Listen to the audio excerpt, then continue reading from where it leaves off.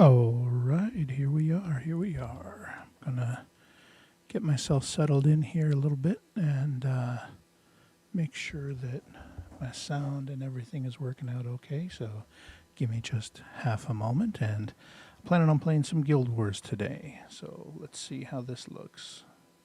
1 second. All right. All right. All right.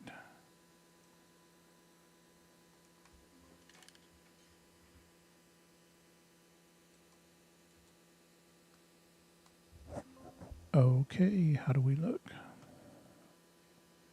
I think that sounds okay. All right, all right. Now, there's no need to listen to all that looping back through or anything like that. Oh, we'll have to see here. I just heard a little hiccup in our power, so hopefully that doesn't translate to a hiccup in gameplay. So tonight I am planning on, like I said, just relaxing into some Guild Wars. I had a crazy weekend. I flew out of state to help to support a family member taking an exam out of state. So I flew a few states away, came back, and spent the night down there, then came back, and I'm well rested today. And I had an important meeting today about a potential upcoming project I'm kind of excited about. Slow. So I'm not planning on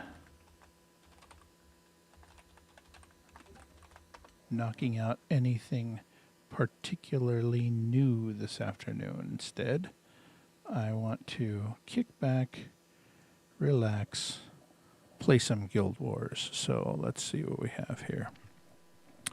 I was pretty happy about... why is my screen... There we go. My screen is showing. I don't know why it wasn't showing on my screen. But that's all right. It's all right. There we go.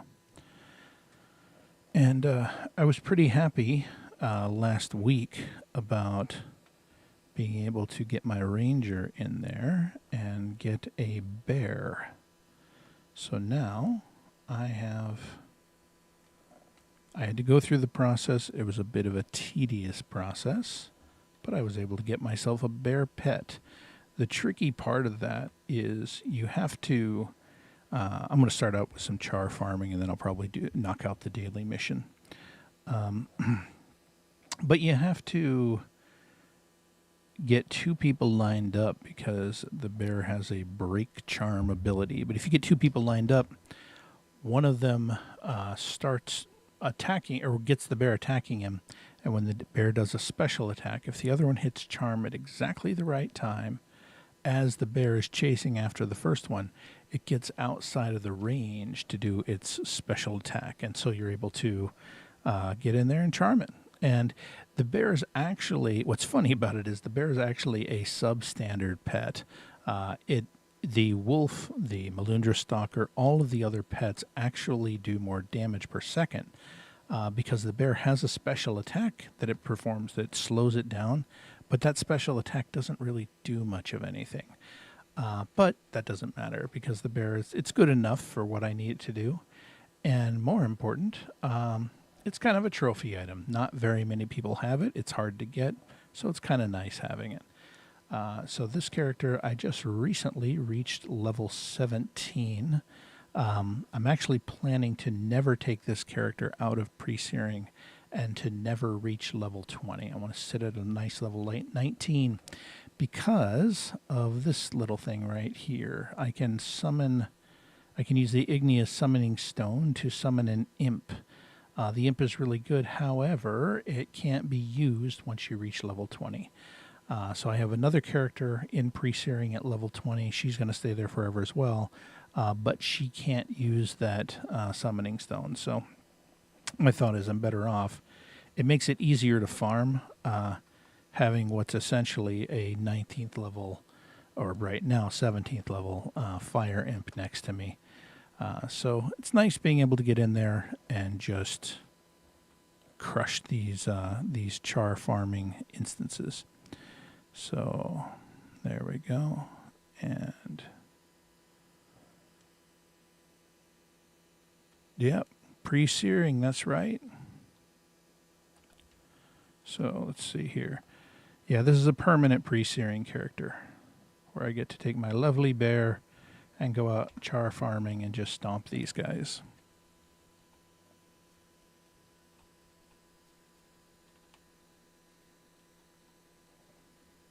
There we go.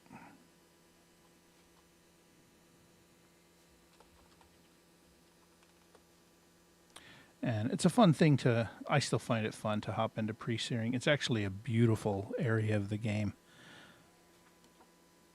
Yeah. Yeah. I know that some people who get back into the game, especially if they played Factions or Nightfall, they found that they didn't have a pre-searing in Factions or Nightfall. So being able to get in at Prophecies and experience that pre-searing world is kind of cool. It's cool that there's kind of a small local economy in pre-searing where things have, purple items that are virtually worthless in post-searing actually have some elevated value. People will drop a platinum for an unidentified purple item here. It's kind of neat.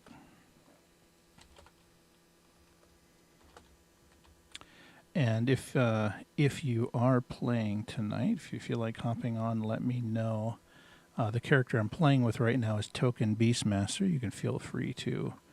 I'm happy to chat through chat here, but I'm also happy to chat in game and play together if you're interested.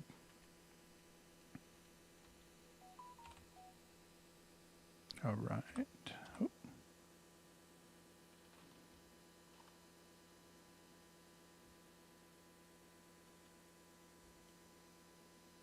I'll have to do some research later on and find out what the Gift of the Huntsman item is today. One of the things I enjoy with this character is I pretty much collect everything I find, and then every once in a while I'll have something that matches the Gift of the Huntsman reward without too much farming, and so it allows me to get in there and get something out of the pre-searing experience.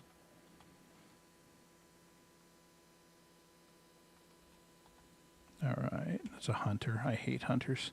The shaman is usually the worst. You light them up first, then the hunters, and then all the rest when you're doing these char runs.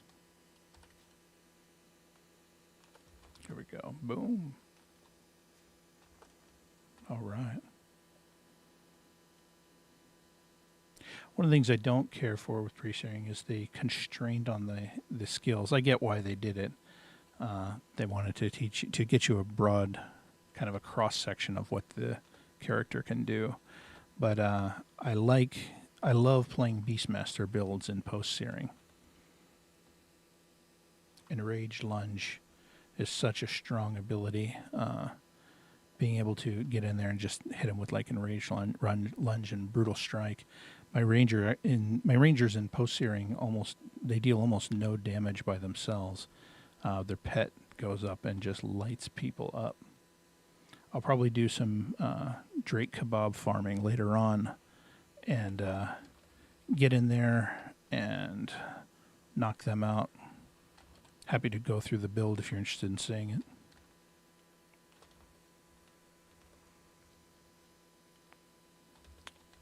Man, all right.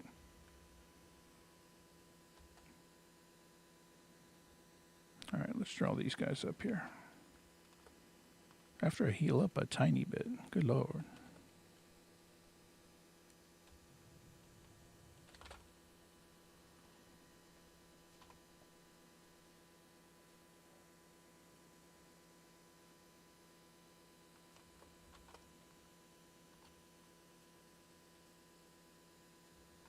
All right. It's one down. Oh, well, let's take him down too. No problem. Oh, I might be getting over my skis a little bit. We'll see. And the nice thing about this, if they do light up my pet, the Fire Imp can take a lot. But even if they do light up my pet, I can always re-summon him or resurrect him. And then light these guys up. There we go. Oh.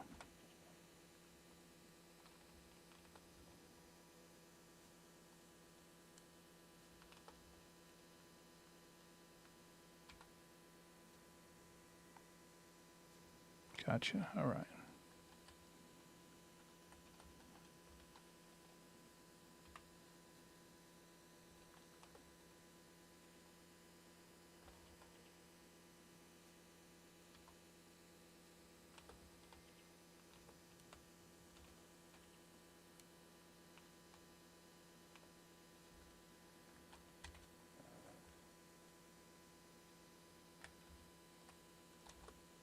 I don't need that.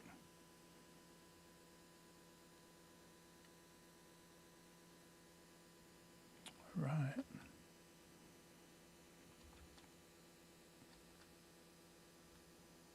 Come around. We got 2 more groups of guys here. Oh, yeah, there we go. Nice. Where's the shaman? There you are. Boost it up. Light him up. I love getting that double hit in with the Ignite Arrows preparation, because it hits them all for a fair bit of damage.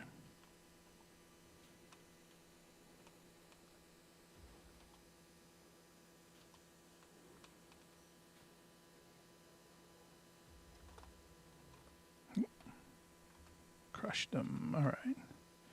Not getting much loot on this run. It varies. Sometimes I'll get a lot, and then other times it's just kind of blah.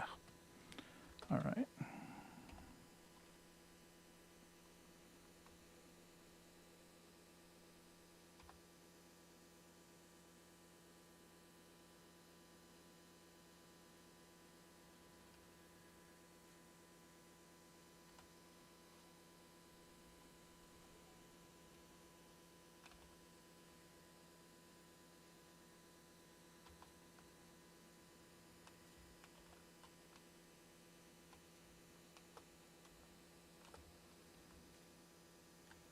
Get done. All right.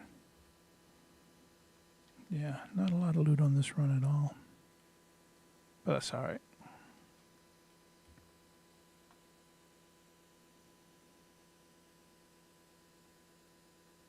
So I think for the purpose of this one, the better thing to do right now, I'll take these guys out, but rather than running off to the back, I think I'll run up. I'll finish this out. I'll go all the way to the back of the level, then return to Ascalon and get the daily quest. Start working my way up to level 18.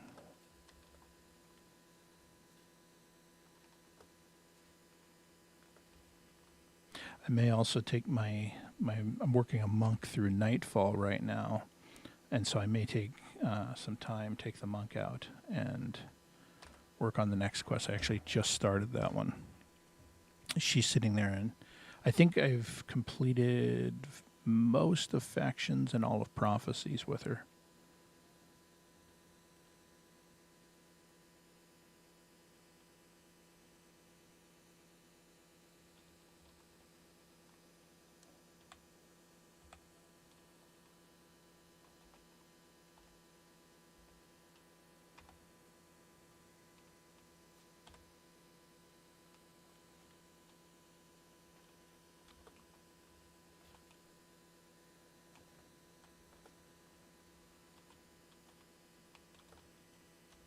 Oh, hey. Stalker armor. I got 1 rune out of this one. Not too bad. Let's see what I got. Blessed. When affected by enchantment. Okay, that's not bad.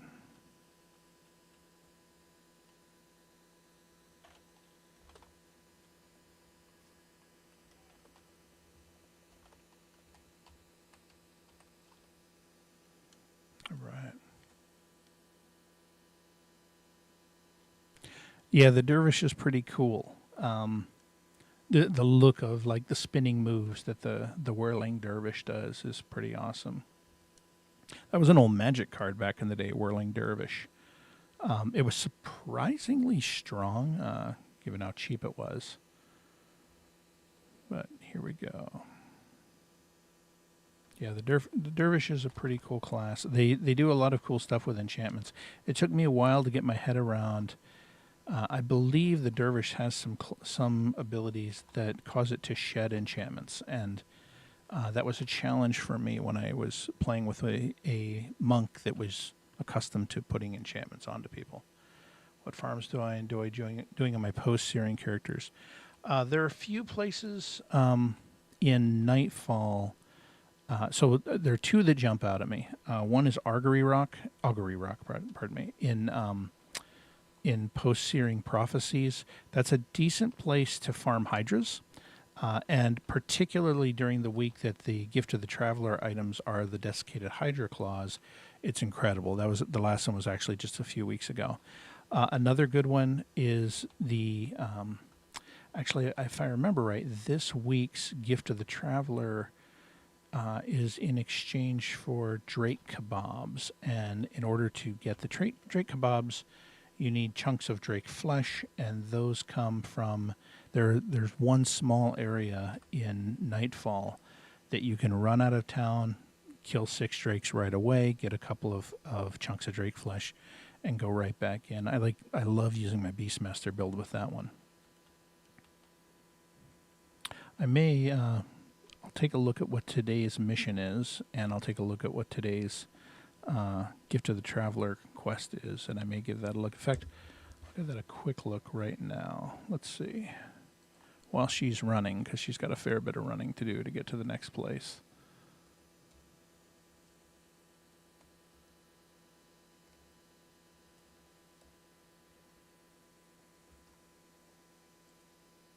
Oop. Yeah, I see that's me looking something up and not paying attention while she just runs off into a wall. There we go. Oh, nice. Get a red iris flower there. All right. And so Nicholas right now is looking for Drake kebabs. And the location that people are... there are a few locations that people suggest for farming the Drake kebabs, and I'm going to go to one of them later on today. I'll probably spend some time later tonight doing some just trading for the Drake quest, or the Gift of the Traveler items for Nick, but I don't know how interesting that would be on stream, so I'll save that for off-stream time. In terms of how I play the game usually, I really enjoy playing support characters and Beastmaster characters. So if my goal is to deal damage, I love doing a dedicated Beastmaster build with a Ranger. In fact, I can do it solo class. Sometimes I will have a secondary class ability in there, but for the most part, I just have the character juiced up on expertise and beast mastery, and the pet runs in and does combat. And if I'm playing in larger groups, or if the group needs a supporting role, I love playing the monk. I have a few different variations of the monk I like to play. My general, of course, there's the general healing monk, and then I can also solo with a 55 monk build. But for the most part, in post-searing and factions and Nightfall, I really like playing Beastmasters. And I'll show you the build in just a moment. Let me knock this out, and I'll pick up today's quest and see what we have. Actually, I'll also take a look at what the Gift of the... Oh, I need to pay attention. Come on. Oh, there is a shaman there. He needs to go. There we go. I can take the rest of these guys down once he's gone. Oh. And let's get a little bit of healing there. Gift of the Huntsman, Guild Wars. I'm going to take a look at what today's Nick item is. It looks like it's unnatural seeds today, so I will, let's see, do I have any? If I have enough to trade them, I'll go ahead. I don't have a lot. I've only got 5, so I'll take care of that later on as well. Let's see. And it looks like I got myself another rune there. That's kind of nice. In terms of following metas, I know some people really, really get into the meta of the game. I'm not quite there yet. Oh, what am I doing? There we go. I'm decent with the meta. The people who play like extensive PvP are much better at it than I am. But I do find the game generally relaxing. Did you get back in because of the Reforged update?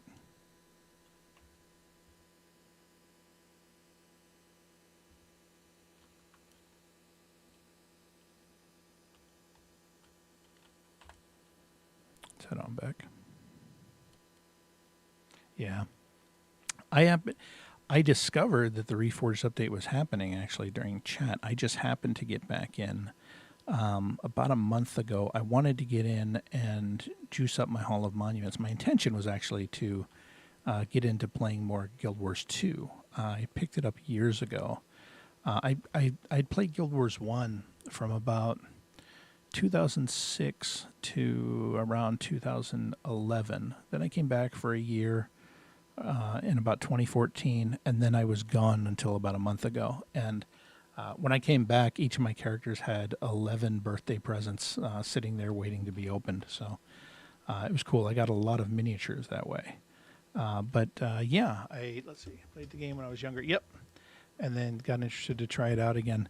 It's a fun game. It's fun to go through. I've been actually getting a lot of enjoyment out of going through and actually reading and paying attention to the stories and what's going on. Like I found as a useful practice to keep track of what's going on in the storyline is actually to read out loud the text of the instructions that they give. Let's see. Necromancer Moon may not want to admit it, but the number of roaming undead in the catacombs is getting dangerous. So this is one I've done several times, but it's fun to do it again. So I'll get the quest in my log, and I may take care of it later on. But I'm going to take a moment here and switch characters. And I'll switch over to my primary Beastmaster build. I have a lot of variations, but this is the one that I find I enjoy playing the most. And if I take her over to Kamadan and go up here to Modoc Crevice, right? So if I come into here, what I find is the build that I like to play. Now, this character, I've leveled up this character with, I have some Sunspear ranks and some Norn ranks as well. So with Norn, I got this skill, Feel No Pain, that gives me 3 health regeneration. And if my character's drunk, I also get plus 300 maximum health. So I actually have a benefit. During combat, I have to keep my inventory open, and I drink hard ciders to keep my character slightly tipsy so that I can get that plus 300 maximum health. And then Never Rampage Alone is a Sunspear ability that gives me another plus 3 to health regeneration and faster attack. The faster attack doesn't matter that much. Yeah, I know. It's interesting because a lot of games have you can set up your equipment to have hotkeys set up for the gear. For the most part, Guild Wars doesn't have that, with this exception. So we don't have potions or things that heal us, but you can get yourself drunk. So what I find is these 3 abilities are, of course, Comfort Animal is the one that summons and then, or it allows me to take my pet with me, and it reanimates my pet if they die. These 2, Predatory Bond allows the pet to heal me as it deals damage, and Call of Protection, with this damage reduction of 21 per attack, it makes the pet almost indestructible. And then I use 3 attacks. I use the Enrage Lunge. This is the elite skill. This actually changed back when I think this was a faction skill, and when it first came out, what Enrage Lunge would do was an extra 20-something damage per recharging Beastmaster skill up to 80, and it still does that in PvP. It's really cool. It deals a lot of damage. This one is actually weaker. It adds the deep wounds condition and deals a little bit of extra damage. Yeah, you're correct. You can't hotkey consumables, so you have to click it. So what I usually find is I'll give 2 clicks to the alcohol at the very beginning, and that's enough to get me through the immediate instance. The key thing is I just have to remember to hit it. If I don't hit it, then my hit points max is 451 instead of 751. But yeah, so these 3 attacks are pretty good. Predator's Pounce is solid, and it actually heals the pet if they have any kind of condition. That's a different one with they have any kind of condition. This one just outright heals the pet. And then Brutal Strike, if they get below 50% health, this will deal, 74 extra damage. So I'll show you in here. This build is pretty fun because you kind of stay back. You let your pet focus on dealing the damage, and if you get the timing of it right, it's easy to stay alive. And if you need to run away, you can be running away whilst your pet is dealing the damage. So it works out pretty well. All right, Collar Protection I can hit right away because it recharges faster than its duration. So that's not a problem. And actually hitting it right away gets me the energy back. So I'll drink up a couple of alcohols, hit Feel No Pain, and Never Rampage Alone. So I have 750 hit points. And let's start getting these guys coming. The Drakes are easy. I don't have to do much for them.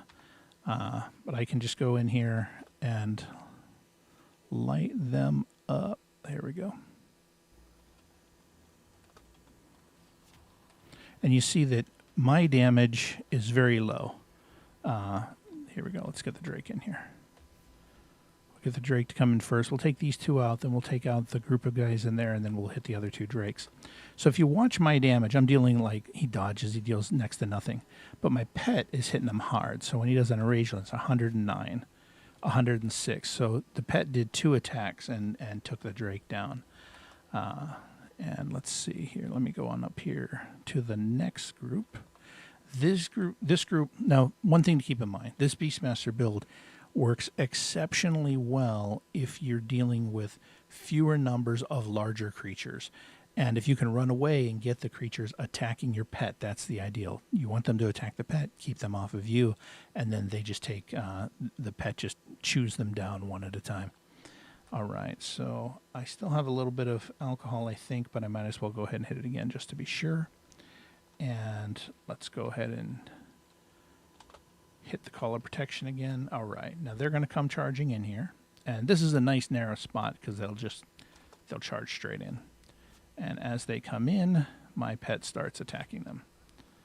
And what you do is you wait to see the big number. Because you see the small numbers of your damage, and then you'll see the big number of the pet's damage. And when you see the big number, that one hit, so you hit the next attack. Now you notice I got knocked down there, but the pet kept right on attacking. So I can do those pet attacks while I'm laying on the ground.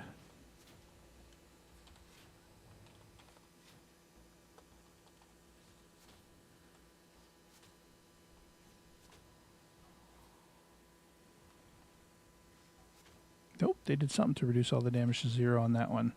But the next one lit them up, so no problem. And that constant regeneration of those 2 skills together is just, it's basically a +6 regeneration. So they got to kind of hit you hard. And if they're in a kind of a damned if they do, damned if they don't situation. If they're attacking you, then they're not doing anything about the pet. And if they're attacking the pet, they're not attacking you. So you can always bring the pet back. But yeah, it's nice being able to get in there and sometimes you just have to run away. If you get overwhelmed a little bit, that's fine. When you're playing on a team, it's nice because this build can do well in PvP. I'm not great at it, but it can do well. Basically, you just have to get the pet in there attacking, and if they keep their attention on the pet, then you're okay. Once they start turning their attention to you, it can be a problem. But the fact that it can deal so much damage, you can really catch people by surprise. Because I think a lot of times people, they'll see the pet, they'll ignore the pet until the pet eats them. Yeah, it's a fun one. And it's nice just sitting back. You can generally sit back and relax as you play through these. This isn't one that takes an awful lot of management to get through. There we go. Wooden buckler.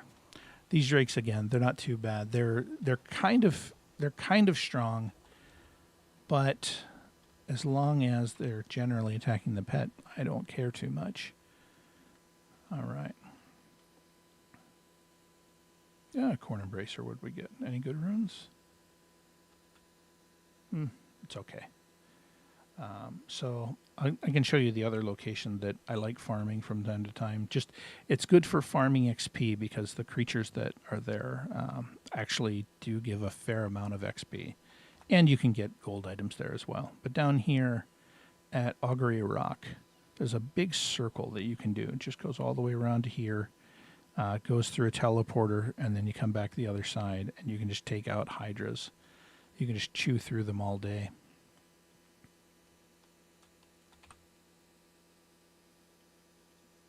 What do you like to play? Is there a specific build type that you enjoy?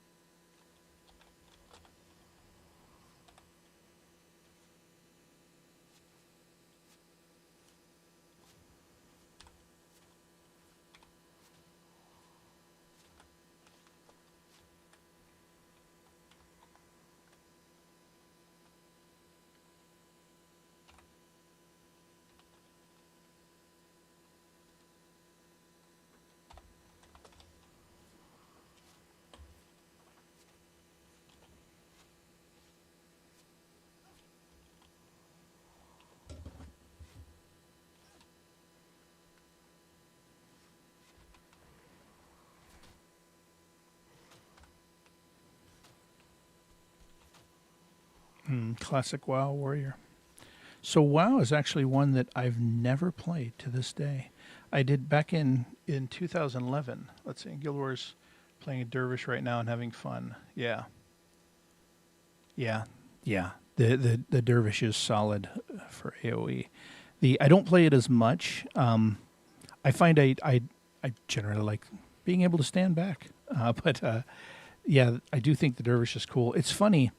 Back in 2011, I did a group of friends, and I did a year of MMO invasions. And what we would do is on the first of the month, we would pick a new MMO, and we'd download the demo, play through the free demo, and then at the end of the month, or at the end of the demo period, just uninstall it and then move on to the next game. We did Dungeons and Dragons online. We did Lord of the Rings online. This is back before they were free to play. We did Tabula Rasa. We were there during the final month of the game, and that one was kind of cool. They programmed in the end of the game as part of the actual content. So there was they created a storyline where the aliens were coming through and taking out each of the planets. And they opened it up and basically gave everybody access to everything. But then as the aliens took out each planet, everybody was teleported to the next planet, until we were all teleported to Earth. And then there was one giant party with everybody in the same area as they did a countdown till 5, 4, 3, 2, 1. You've been disconnected, and that's the end of the game. So it was kind of cool to be there for that part of history. We did Maple Story. That's like a side-scrolling platformer RPG, MMORPG. It was weird. It was a bit of a grind-a-thon, but it was a lot of fun. Yeah, it was interesting because I think the same company did the game. I don't remember. I think it was called Dungeon Runners, and we were hoping to get in on that one, and they didn't do the same thing that they did with Tabula Rasa, but. Yeah, I think it was called Dungeon Runners. It was the one that had bling gnomes. So if you've ever played Torchlight, you have a pet that can go around with you, and you can actually put your gear on the pet and send it back to town to sell your gear. So you can keep on playing, and the pet handles the sales for you. They had bling gnomes, so they were these gnomes that you could get on your account that would follow you around, and you could, if you wanted to sell gear, you could feed them your gear. They would eat the gear and then poop out gold. They'd poop out a little pile of gold next to you, and you could pick it up. If you look up bling gnomes, you can probably find a video on it. It is hilarious. Yeah, That one I remember. They ended up not doing any kind of special thing, so they cut that one off at the end. But Tabula Rasa had a sweet ending, and I remember what else did we play? Oh, we did Eve Online. That one was crazy. Playing that game is like playing a spreadsheet. So you spend most of your time just looking at tables of numbers. Yeah, we did Eve. Um, we made a mistake and somebody was messing around with us, so we attacked, and that was a big mistake because in Eve they have no problem with griefing. In fact, the moderators have no problem. The administrators have no problem with people griefing.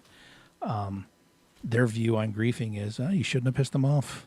But people will wait outside of a star base or of a space station for you to come out so they can kill you, and then they'll wait for you again.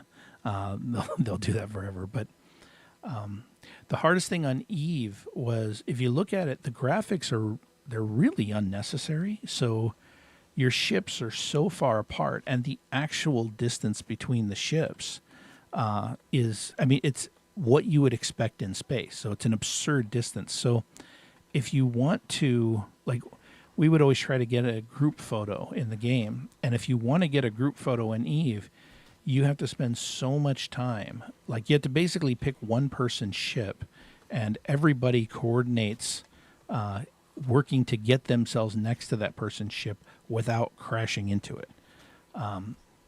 The crashing into, I don't remember if you could, but if it was possible to deal damage to somebody by crashing in them. But I do remember coordinating that group shot was brutal. Yeah, it was a fun game though. That one actually, that one I don't think it was free to play when we started, and I think when we were done with each of these MMOs, we found that when we were done, a few people of the group kind of fell off and it stuck around and kept playing the MMO. But it was a good time. It was a good time.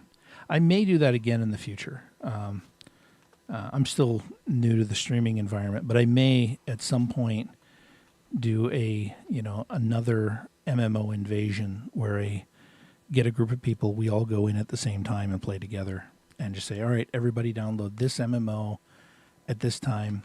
And the goal, what we were trying to do was we were trying to do some kind of gaming on a budget kind of thing, where if you have a free demo, it gives you a chance to try something out. You get to experience some aspect of the game that you might not see in WoW, or at that time EverQuest was still big.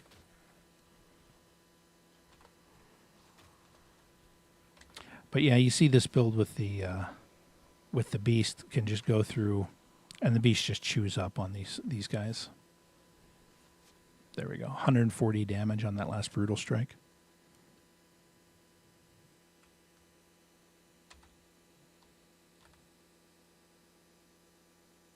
One of the things that I liked a lot, so when I first started playing Guild Wars, I was in grad school, and I've told this story on here a few times, but the game was free, so I didn't feel that kind of pressure. Oh, yeah, it's great chatting. Cool, have fun. But the game was free, so I didn't feel any kind of pressure to get in and play because I didn't feel like I wasn't getting my money's worth or anything like that.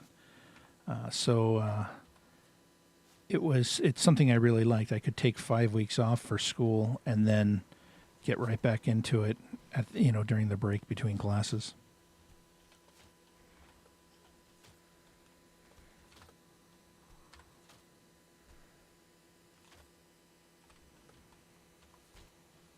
Oh, I suppose as a streamer, I should say, please click the follow button. But follow it if you like it. I try to get on between 5 and 8 p.m. Pacific time each night, at least Monday through Fridays, though I may be expanding into the weekends as well.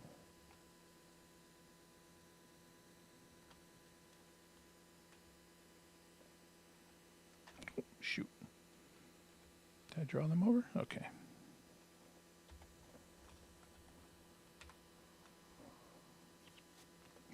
Get over here. There you go.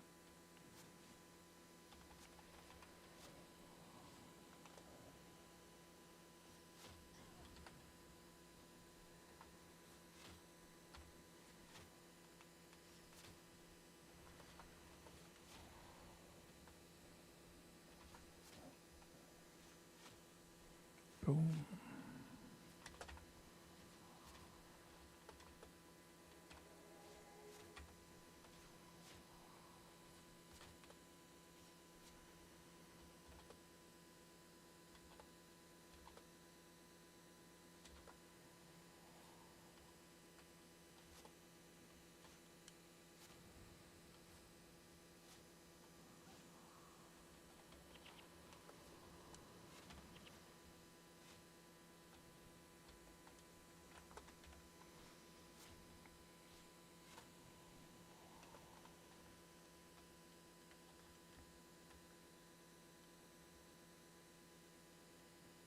Let that recover for a little bit.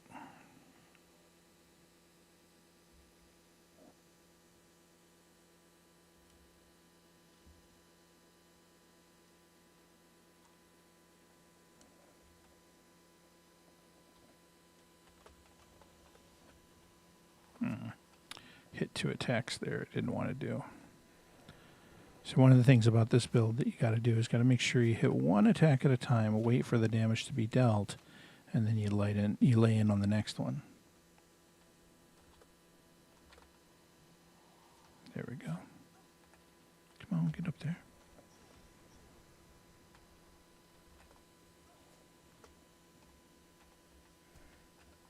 Let's finish that guy off first. All right, now we'll light him up.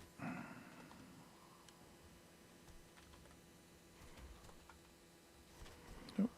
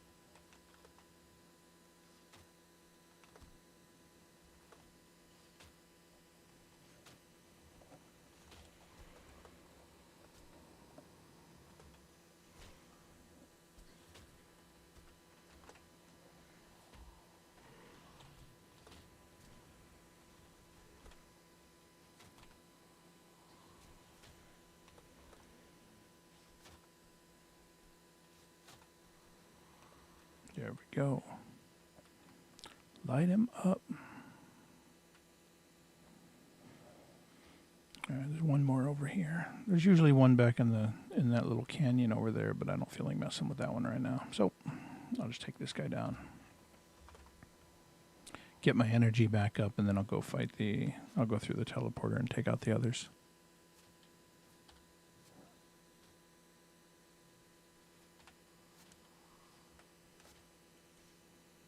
Boom.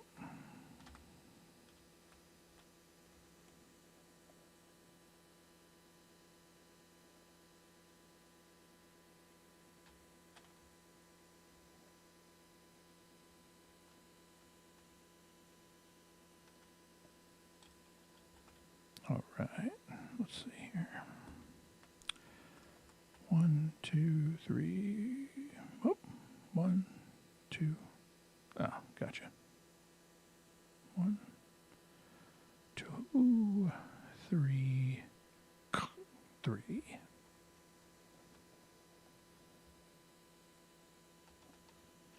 Okay. So we hit that call of protection first. Drink the alcohol, and then get my regeneration skills in there, and now I just commence to lighten these guys up. Come on. Once my pet gets in there and gets attacking. Big number, there we go. Come on. Yeah, they're knocking him down. And if they're knocking him down, they're not knocking me down. Come on. Boom. There we go. Nice, light him up. I can always heal the pet if they take him down. But one of the attacks that he has actually causes him to heal himself. So that works out nicely.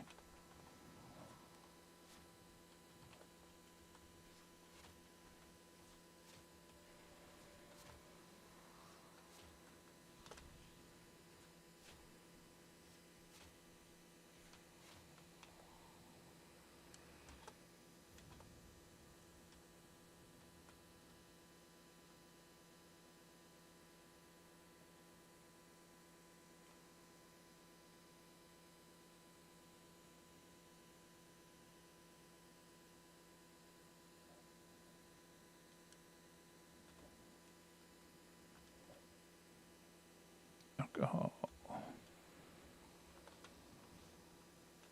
There we go.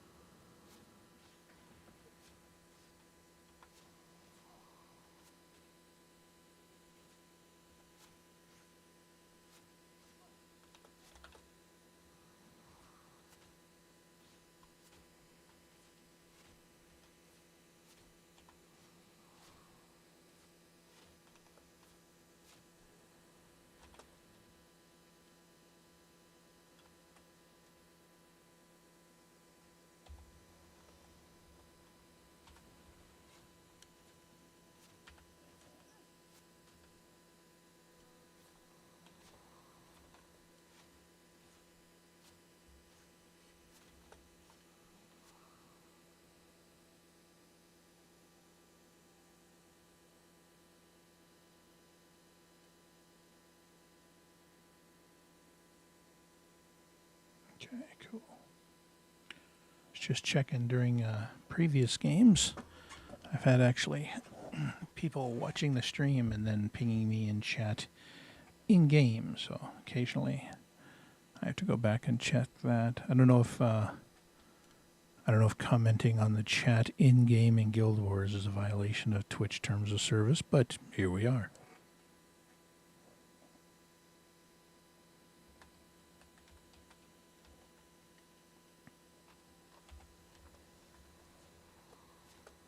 There you go. Light 'em up, buddy.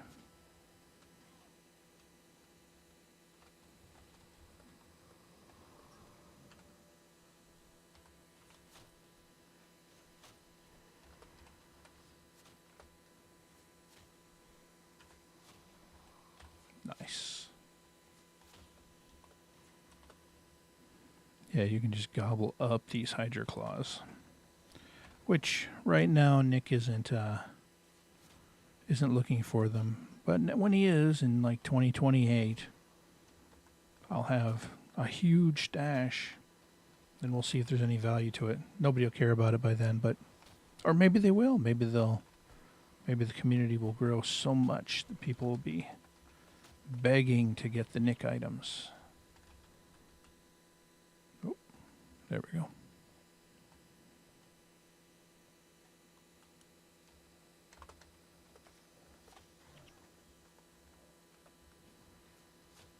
I think I'm going to wrap this guy up. Head back to Camadon for a bit. See what people are selling kebabs for and see about taking a short break. Yeah, there we go. All right, let's head back over here.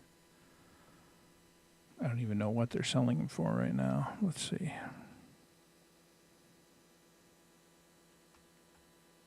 Want to buy 3 Nick sets.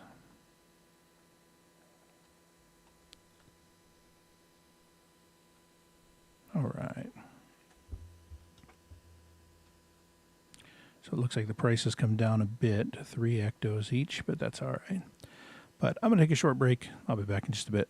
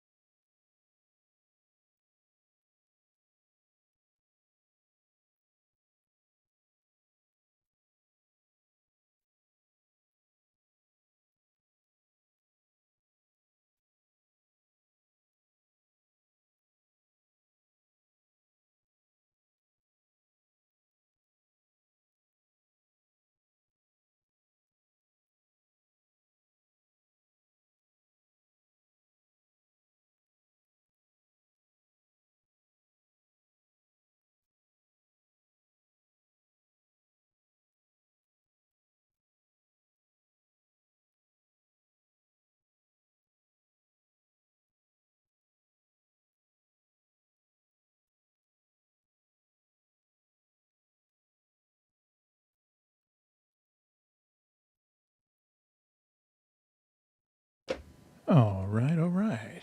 Here we go. Let's head back in. I left off at Kamadan.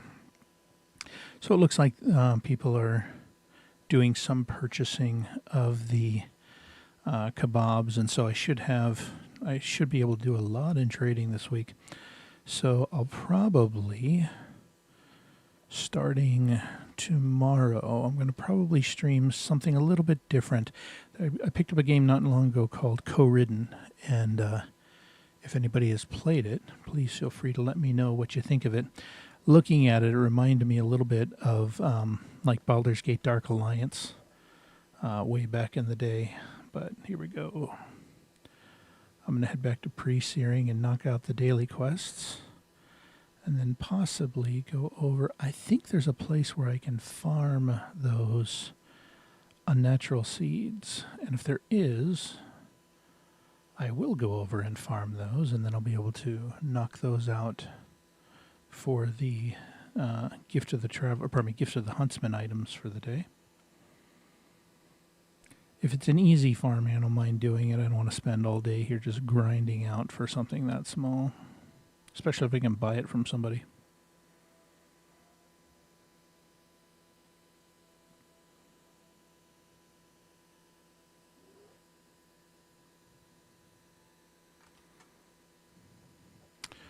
Actually, let me see here. Instead, I think I'm going to go down to Ashford Abbey, and I'm going to knock out the daily today.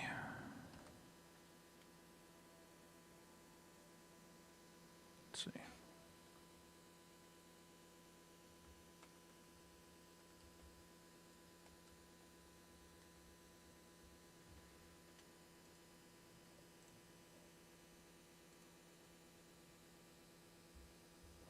All right, here we go. Let's get my summoning stone in there, get a fire imp. Then I can come down through here and commence to beating up on the undead. And in fact, I think it's better to go. I think I played this game for a long, long time before I discovered that there was a back way around this. Initially, at a glance, it looks like the wall kind of stops there and there's a temple there, but you can slide right down the back through here.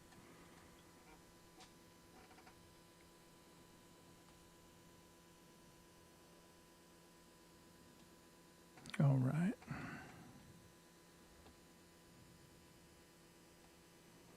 Oh, the gargoyles are going to be nothing.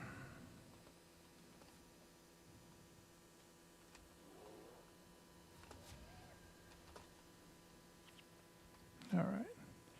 Undead oh, I hate these guys. These undead illusionists. The specific spell they hit you with just sucks. Oh. We'll ignite the arrows. Let's go light them up.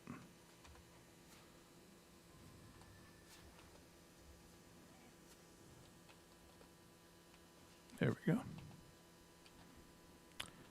Restless Corpse. That's the next one.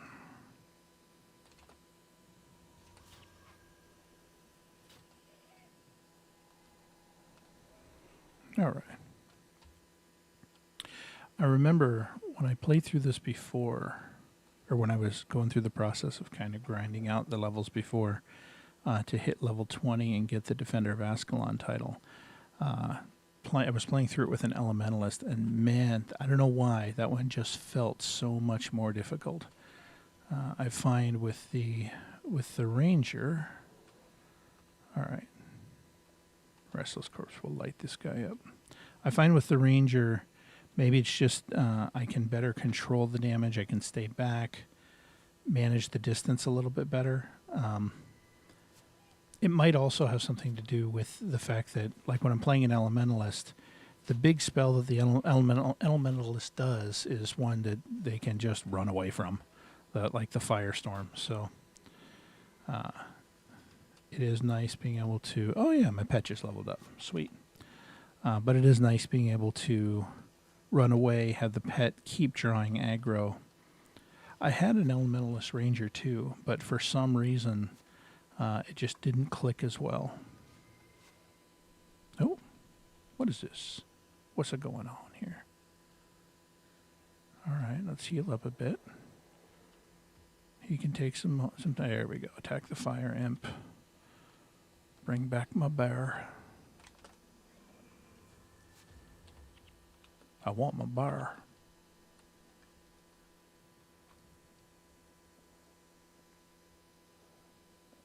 I don't remember if pre-searing had something that allowed me to kneel before the statue of Grinth. I don't think it does. No. Post-searing does. There are blessings that you can buy with that.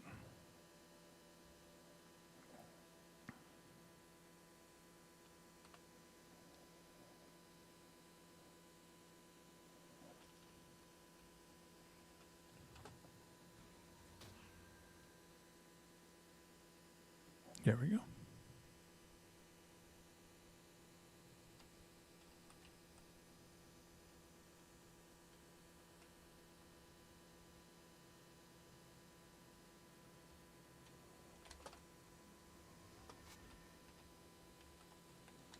I can pick up gargoyle skulls now. It's a good time to farm them whilst going through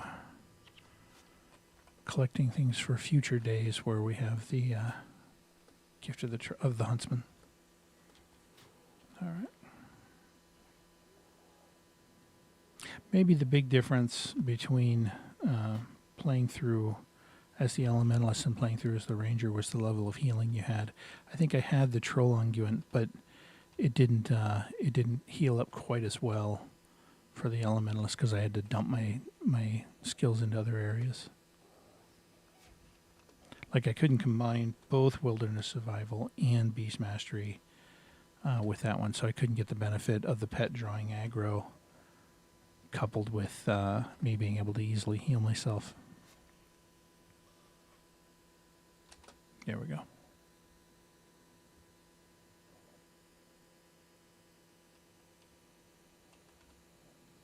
All right, gargoyles. Easy. Easy peasy. There we go.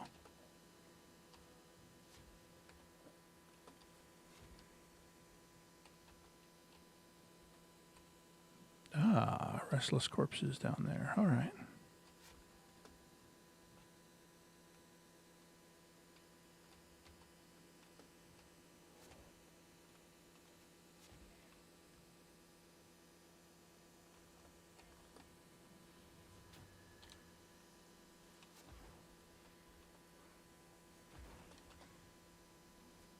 Must have been two like back-to-back critical hits.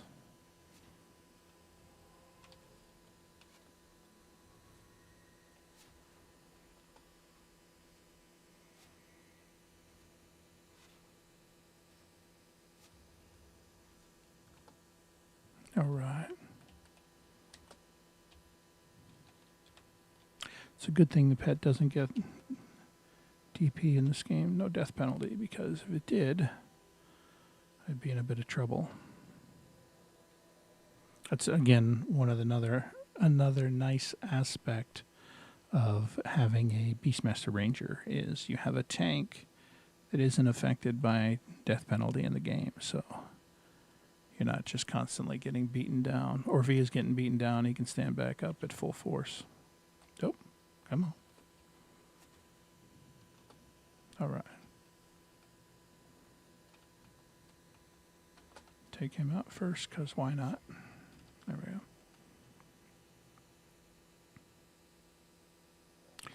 Oh, this is a pain in the behind. Here we go. Get him to come up and attack. Come up and attack me, pal. I don't need to come all the way down there, do I? You can come up here after me. There we go. Light him up.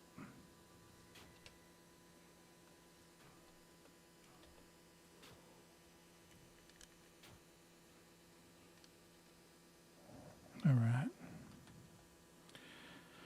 What do we have here? Gargoyle. All right. The corpses are all up there, so I can maybe...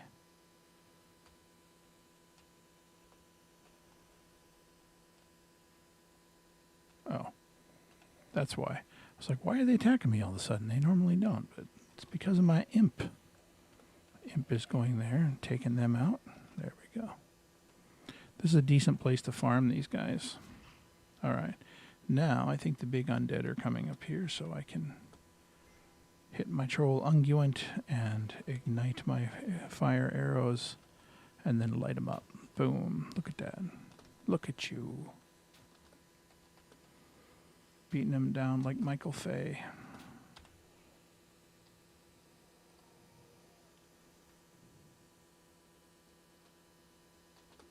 All right. Get some healing here. All right, there's a necromancer here. So, there's an illusionist. I don't like those. Undead necromancers in the back. So I think I can take this illusionist in the front out first. And that'll be good, because I hate those guys. There we go. Ignite arrows. Boom. Come on. Come running after me. There we go. Gotcha. And go ahead and attack the bear. You don't want to attack me. You want to attack the bear.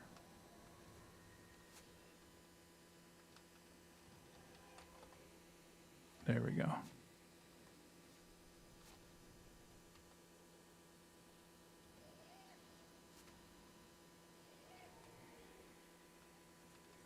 Done. All right, how are we doing here? 4 remaining. Do I want to fight the rest of those guys? Probably. Well, these are gargoyles. I should be able to just light them up. Finish them off easily.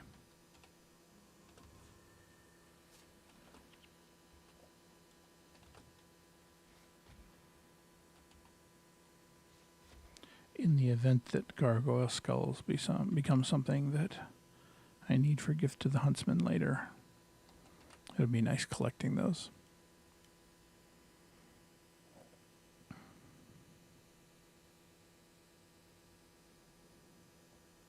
So for this part, I have so much running to do.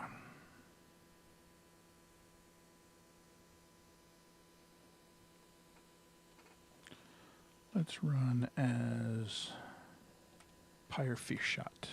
There we go. I get to play a Char in Guild Wars 1. Oh. Except for when his animation doesn't work quite right, but that's okay.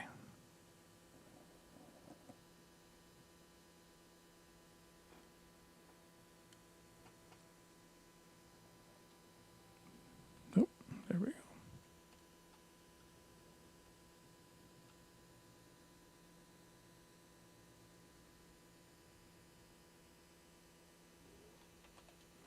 So much running to do.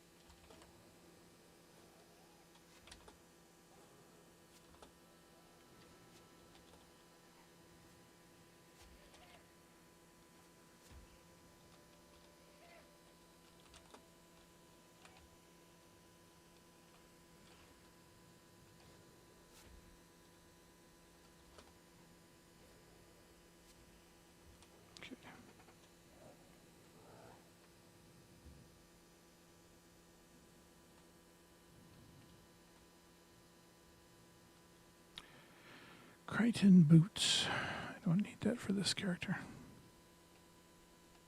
And I don't think this shrine works. Oh, yeah. Of course, when I'm using the Pyre Shot skin, you don't see the kneeling actually take place. But trust me, it really happened. All right, so, oh, actually right there, I think there's a left turn that I can take up here to get to where I want to go next. Is it up here? It's somewhere over here. But it's right before the exit. Yeah, there we go. All right.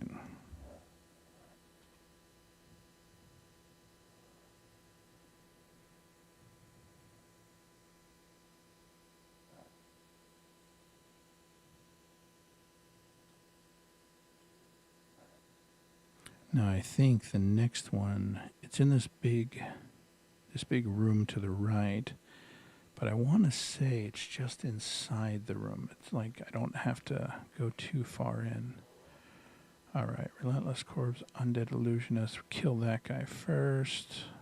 And, oh, the Undead Necromancer's right there. Okay. So I'm thinking what I'd like to do is actually draw these guys out and try to get them to come around the corner. There we go. Well, this is just a basic level 1 dude, but if I can get each of them to come around the corner. Restless Corpse, come on. The shot's obstructed. Doggone it. Let's see. Oh, can I see him there? Come on. There you are. There you are. All right, we'll do the Necromancer instead. Nope. Come on. There we go. Light him up. Come on. Come on in here. We'll take you down one at a time. We don't need to fight a bunch of you all at once. All right. All right, there's the Necromancer. Let's light him up next. Oh, shoot. Is my energy getting drawn down? That's a problem. Let's get the pet back up. I'll let my fire imp do the work if I need to. Come on. Heal up, heal up. Come on, come on. There we go. Let's get a little bit of healing there. No need to get too involved. Let the pet heal up. There we go. All right. I took that one out. I think I'm down to, what, 3? 3 remaining, and I think I have to go southward for the next ones. This is all level 1 garbage, so I shouldn't have too much of a fight with these. I almost wonder if maybe they should have made these guys like, oh, that guy's level 10 plus, maybe I won't attack him.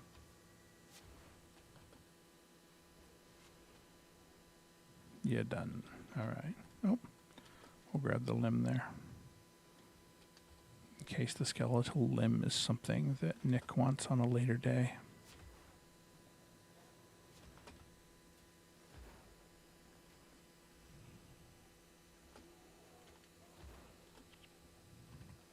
Unfortunately, I don't need bones in this one. Post-searing, they're great, but in pre-searing, they just take up space. I'd rather save the space for any kind of items that I can sell or trade for Nick later on. There we go. Light them up. I don't think there's anything big here. There we go. All right, let's head south here. Now, one thing that can happen, I got to kind of hug the left side of the wall here. All right, let the imp finish that guy off. All right, I hug the left side of the wall right here because the imp will try to attack these guys over here through the wall, and if he does, he'll get stuck, and I'll have to go all the way around and kill them all because I can't attack him through the wall. And he can't attack him through the wall, but he tries. Not the smartest of imps, but I made it through. Oh, yeah, that's right. Forgot about the spiders through here. It's easy to light them up.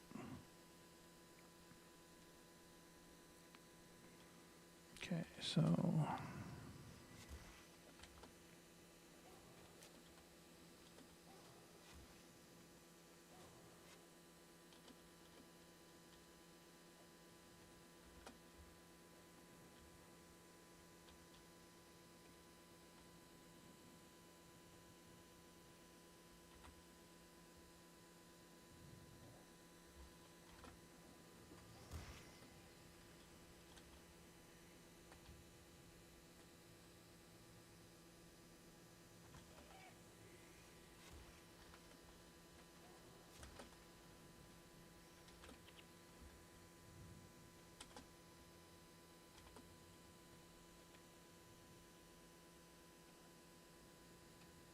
Okay, I think there should be a tunnel going southward.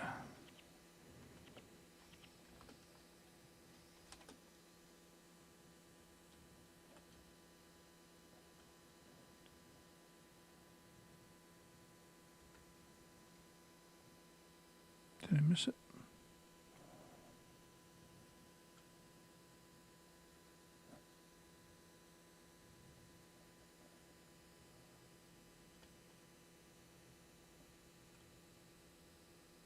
Aha, there we go.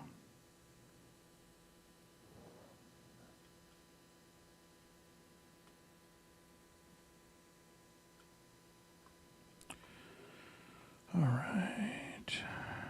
This is all level 1 garbage. There's probably something bigger going up through here.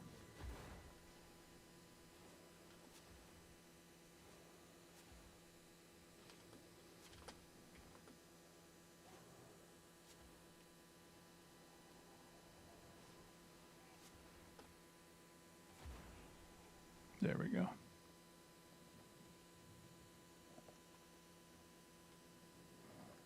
All right. Wait. Wrong way. Wait, hold on. There we go. That's the way I want to go. I was going the right way. All right. There's a necromancer, restless corpse, undead necromancer. All right. Well, let's take this guy out first.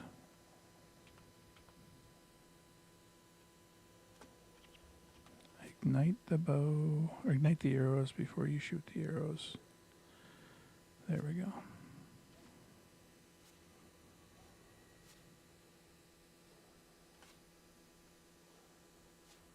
Holy cow. That was a lot of damage.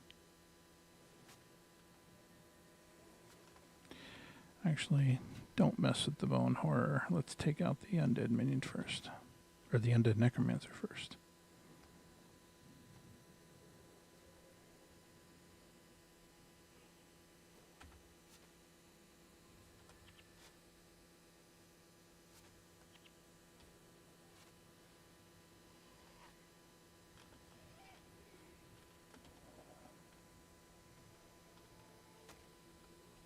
Gotcha. Okay. And so I think there's 2 left. Yeah. 2 remaining. Oh, there's the corpse of the prize moa bird. So I think I have a quest for that. Yeah.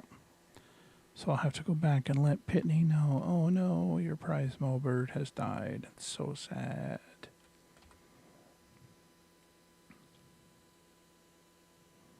Normally I would want to reserve those missions for the last level, but I'm trying to knock those out to get to 18 quickly. Once I'm at 18, the difference between level 18 and level 19 is small enough that I don't mind hanging out at 18 for a while, or even indefinitely. I can farm in pre-searing pretty well with a level 18 character.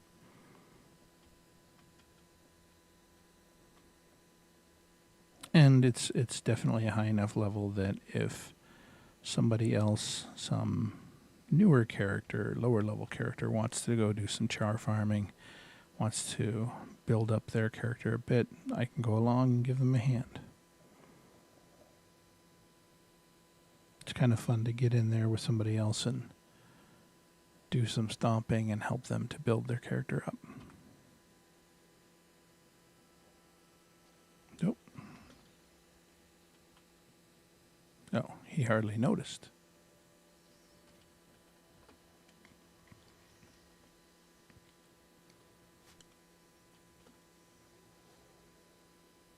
All right.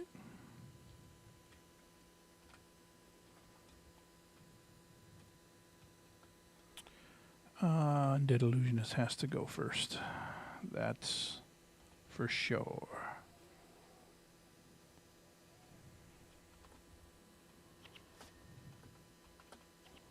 Nope. Come on. Come on.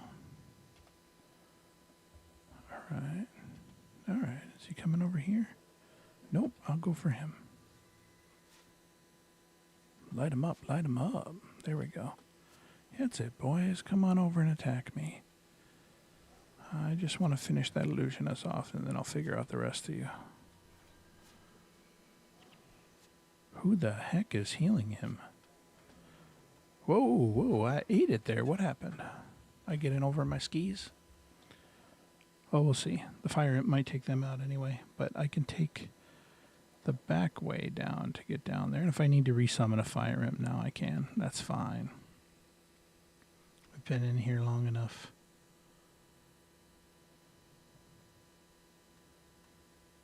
All right. Paulus the Abbot, I don't know what you're thinking, but, oh, I guess I can go this way. I'll take these down.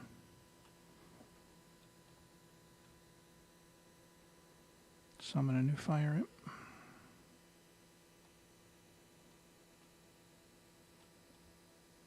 Oh, shoot. There is no way.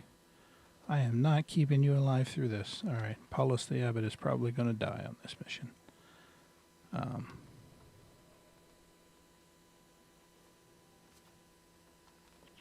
Well, we'll see. I might be able to keep him alive. Nope, not happening. I don't have enough healing spells to handle him there. But there we go. All right. So for the next one of these, I got to run all the way back there for that garbage. All right. Let's get my troll unguent up here. I wish there was a way to tell my fire imp, stay back, don't try going through here. Oh, except he's not affected by poison, so it doesn't matter. Okay, that's fine.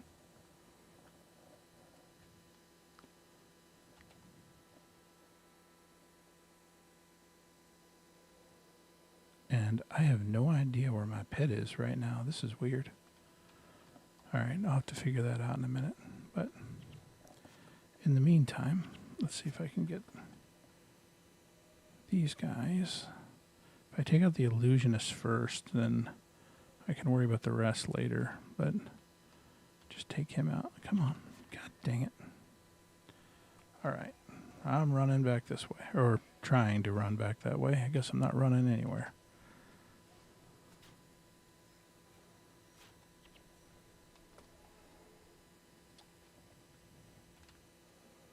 Man, they're going to kill my imp.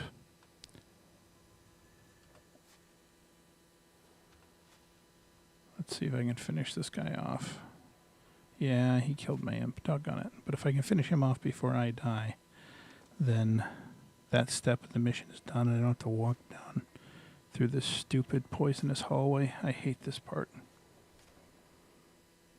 I shouldn't have tried the troll unguent, but here we are. Come on, hit him, hit him, hit him. Did I get him? Oh, no, I did. God dang it. All right. Yeah, I got in over my skis. But here we are. That's annoying. That's really annoying. What? How many do I have left? Oh, wait, no. Oh, nice. Nice.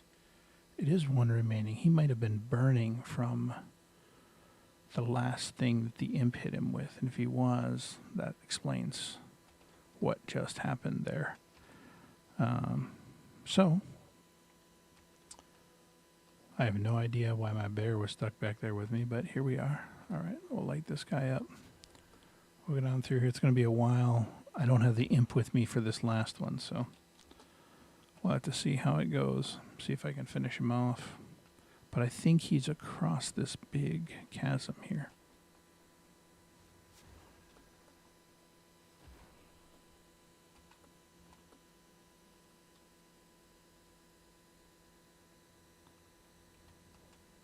All right.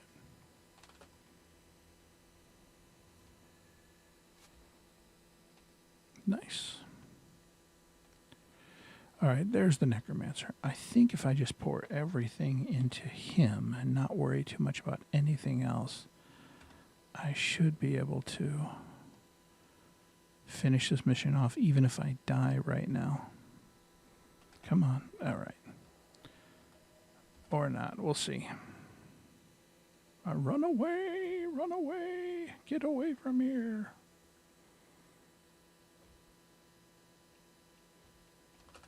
All right. I'm going to take this guy out.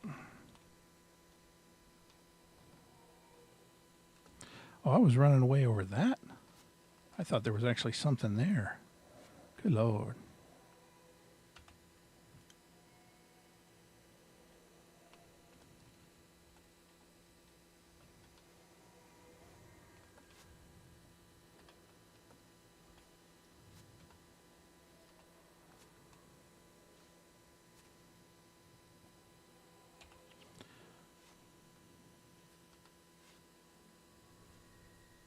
There we go. Necromancer's the last one. I should be able to light him up. Especially since I was able to cast my Troll Unguent.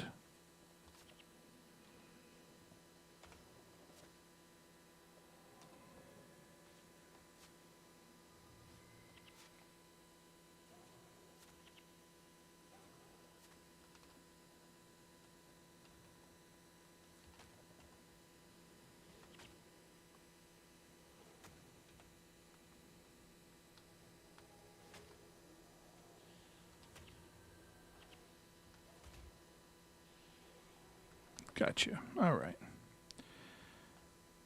So that's the end of that. I think I knocked out the mission. I can run back to Ascalon City, finish that one off, and be done with it.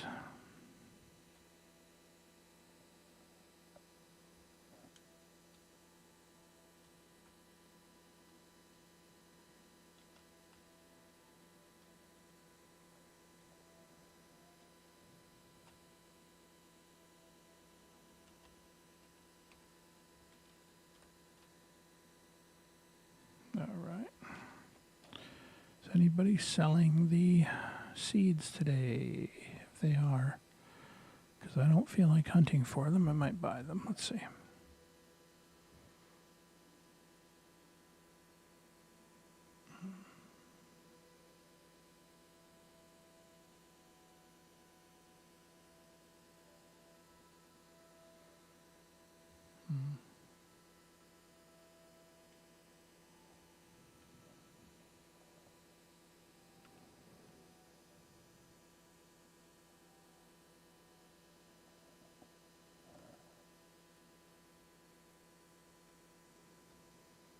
Oh, it looks like somebody needs help getting the resurrection signet, so let's jump down to District 1 and we'll find them and we'll help them out. Because that's always a nice thing to do. Here you go, buddy.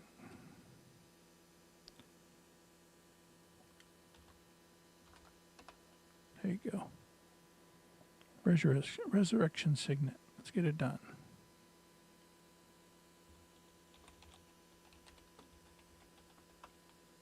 Get her done.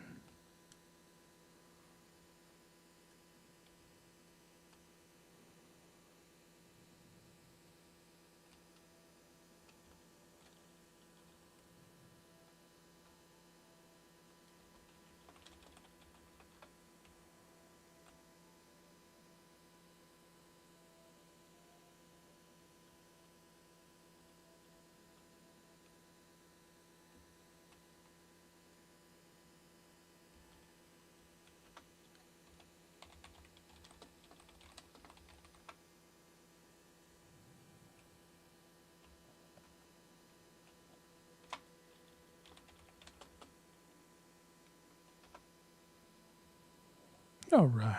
I gave them a chance to get their resurrection signet by joining up with somebody else, and then we both go our separate ways. Look, somebody's looking for a group to tame a bear. Ooh, yeah, that would take a while. Ally quest. Yeah, here you go. Help someone else out while I'm here.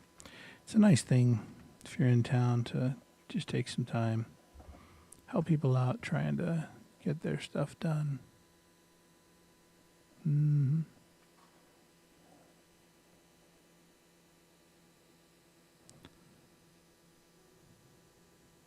Let's see. Jar bags.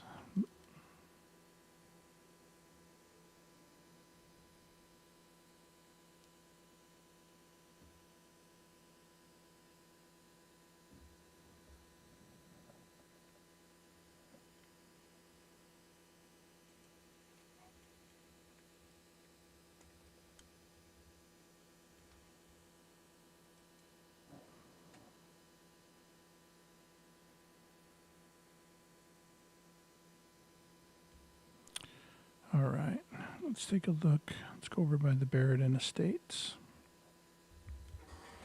I might be able to reasonably do some easy farming out this way, and if it's not, doesn't take too long, then I don't mind it. I just don't want to spend a whole bunch of time just sitting here and trying to get the yellow seeds. Gotcha. If you take out a few creatures first before going into the area to the west, you can sometimes get beyond their anti-farming code.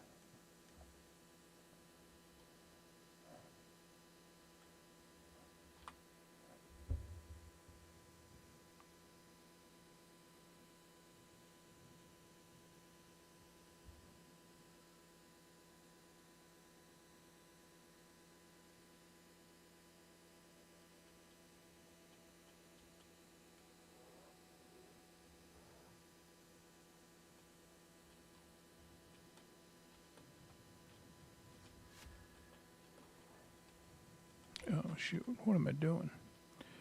Let's get my imp up here. Now I think if I remember right, let's see. I think if you get out in here into the west, there'll be some stone elementals and then seeds, and the seeds are what I'm really looking for. Although the enchanted lodestones are nice too. That's yet another one of the Nicholas items that you can get for Gift of the Huntsman.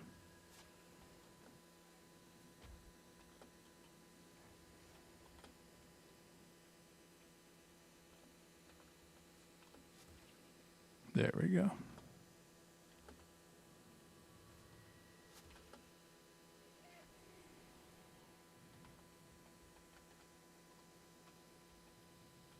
Bandit Raiders. I didn't know there were Bandit Raiders up that way.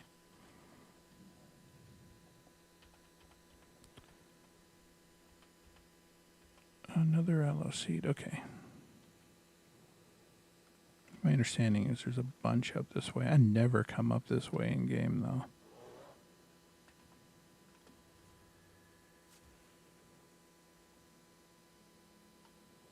Wow, there are.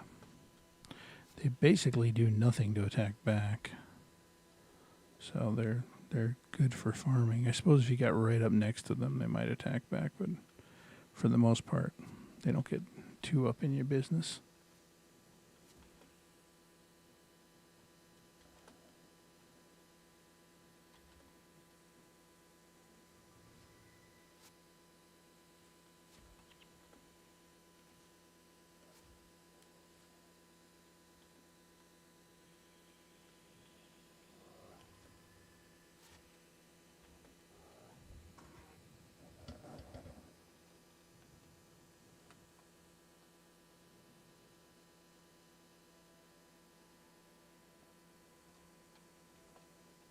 Okay, so back there's the Barrett Estate. And there's supposed to be a bunch more of these down this way. Okay. So I could have come directly south, I guess, instead of going north initially.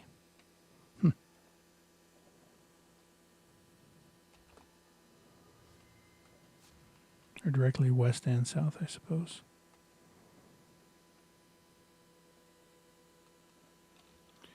How are we doing on these?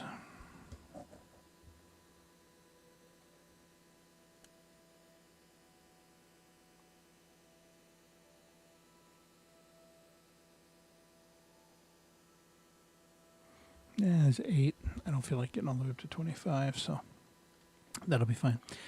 I actually need to take another brief break, and so I think what I'll do is I will switch characters, and let me switch over to my monk, and I'll continue working her through the story tonight, and then once I'm done with that, then I'll tap out. But in the meantime, I am going to take a short break, so I will be back in just a bit.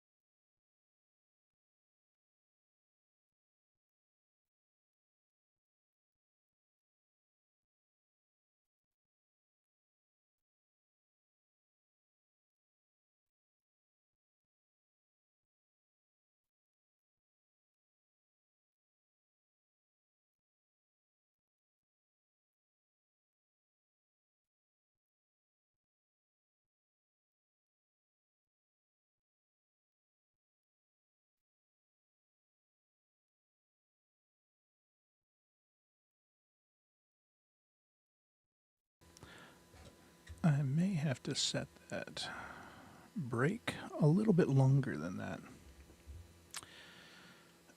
I've occasionally found myself going to a blacked out screen. Let's see.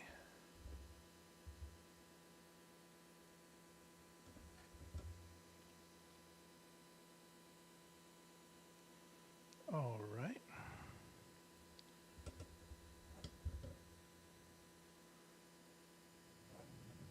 Okay, Moses Energy. I appreciate that. All right. So I have to remember now what my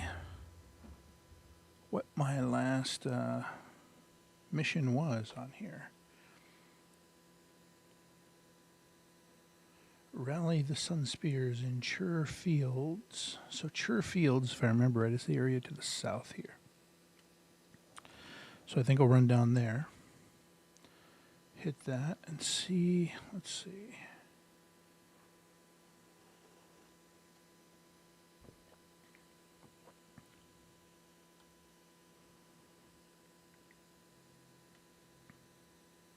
Looks like some people are selling Nick sets. That's nice. They're selling them for 3 ectos each. And I think that's a little less. That's a 3/5 of an ecto per kebab. That's a pretty good price. I was able to get to buy a whole stack of the kebabs last week, pretty cheap.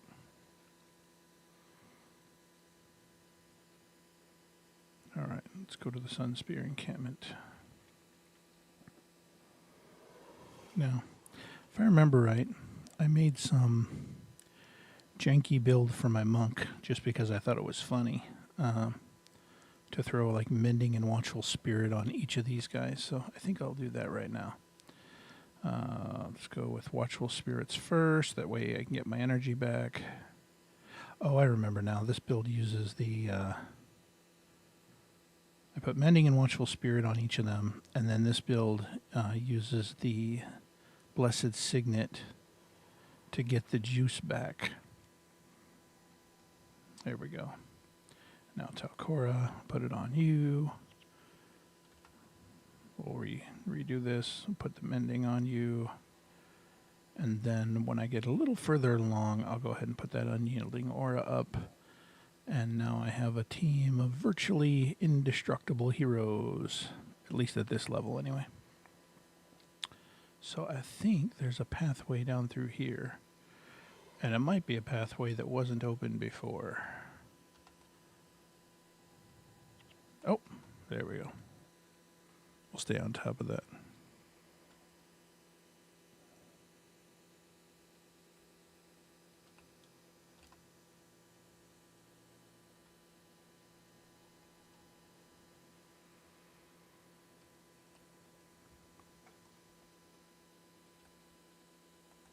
All right, so I think for this part, there we go.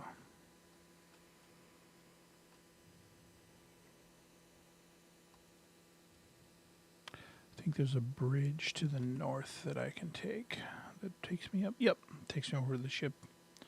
Oh no, it looks like there's some battling to be done.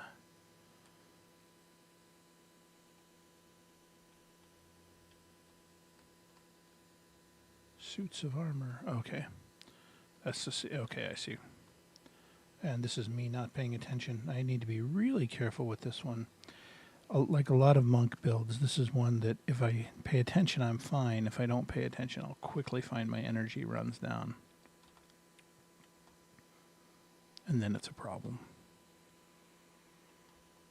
We are standing at the precipice, on the brink of war. All right. Let's see. What's here? It is a conflict we must start. It is a war we will finish. We are the light that will shatter the coming darkness. And I'll get some cheering in there. That's always kind of cool, right? A sun spear never fights alone. All right. So, talk to Cormir. The time is nigh. All right. Token Cleric, I must say this is the greatest collection of heroes I've ever seen. Today we make history. Please return to Kamadan. Okay, I just came from there. And arrange an audience with Elder Soul. Everything must be made ready for the assault. Speak with his assistant to set up the meeting. I shall be there presently. You are going to magically find yourself there before I get there, and that's okay. All right. So now I go up here and I speak to the big boss. Anything special? Yeah. Speak with Assistant Hannah to gain an audience with Elder Soul. This is the consulate. We will talk to Assistant Hannah. Despite his concerns, Elder Soul has been preparing diligently since Cormir left. I trust that you're doing all you can to tip the odds in our favor. For that we are thankful. The Sunspear have rallied for battle. We must inform Elder Soul of our intentions. Very well, prepare yourself. He does not want Alona purged into a civil war. All right. Ah. A skippable cutscene, but I shall not skip it. Oh, goodness. Thank you to whoever's in my chat, because when I came back, I went to full face and I just realized I wasn't streaming the game. Thank you.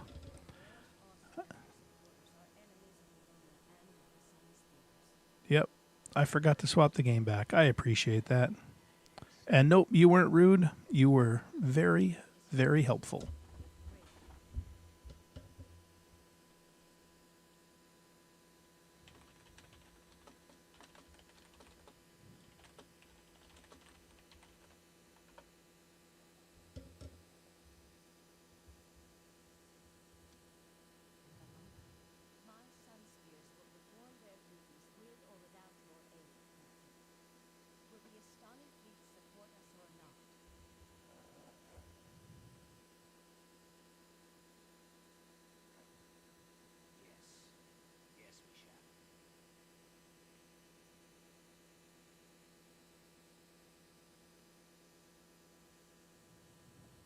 All right. There we go.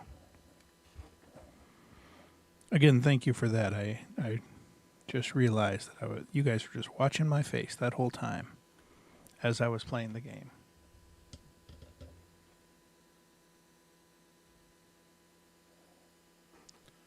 All right. Let me make a quick adjustment here.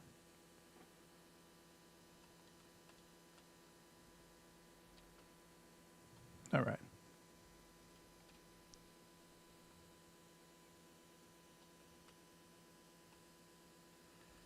See Raid Marshal for my reward. My reward for running around and talking to people. All right. And so then for the next part, the seas will be awash with war before long. All right. Our squad is ready to board. Oh, I can add more heroes now. Let's get Dunkoro in here. And oh, I can actually add quite a few. It never hurts to add Gwen, Vec, and Ogden. And now, let's see. If I'm adding Dunkoro in, let me take a close look at his abilities. Yeah, that's what I thought. I must have changed her build out. That's okay. We'll change you to Ranger and get you some of the many, many, many Beast Mastery skills that I keep in here. And we'll put you over to, let's see, Comfort Animal and Call of Protection are always the big ones. And I will drop this down a tiny bit, boost up your Beast Mastery. Oh, not Wilderness Survival. All right, there we go. That's a little bit more better. Now I think your weapon is a... It only requires 7 side mastery. We can hang on to that for now. We're still at a low level, so I'm not too horribly concerned. You are a monk ritualist, but I really only need the protection and the divine favor for you. So there we go. Yep. Koss, I like your build. I like your build. I like, oh, what is this? Lysosora. We'll keep that on there. I don't think we need that, but let's just give you all mesmer skills. We don't need to do the swarm of pets this time. Maybe next time, but let's see. All right. I'm going to grab just a couple and throw them in here.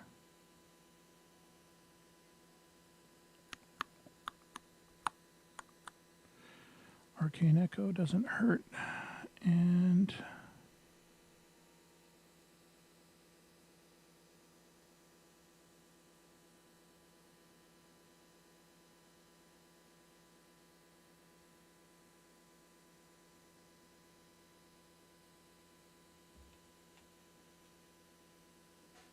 give me one moment here.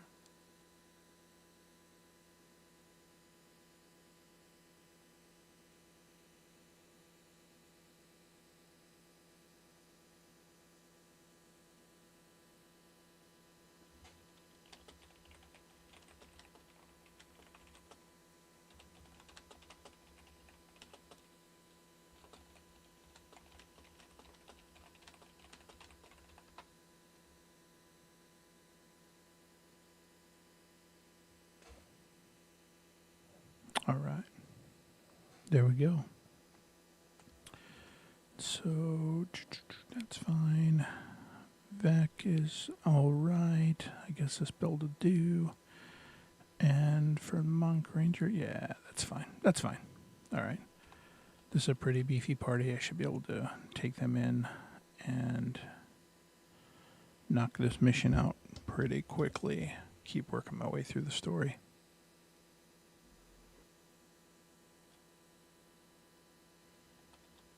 All right. So I think what I'm going to do, let's get my melee-ish characters juiced up first. And then here we go. Throw a mending on you and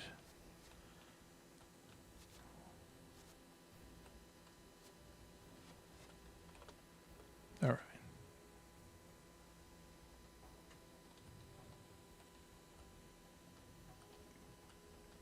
Am I frozen now? What's going on?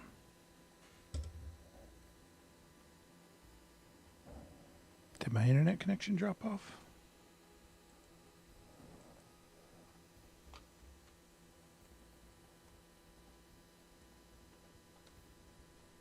Okay. All right. I'm going to have to look into what's going on here.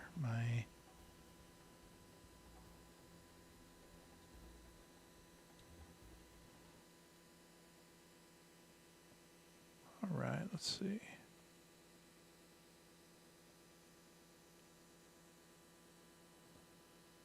There we go. There we go. Yes, I would like to reconnect. Hopefully I didn't die in the process of reconnecting. But all right, there we go. Light them up. Light them up, boys. There we go.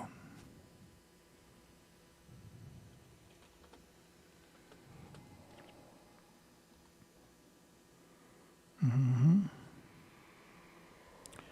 keep that going. And it looks like my dervish is, Maloney is getting hit.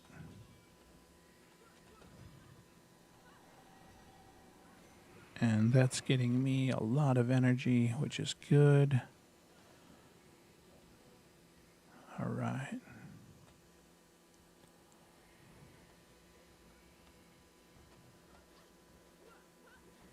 There we go.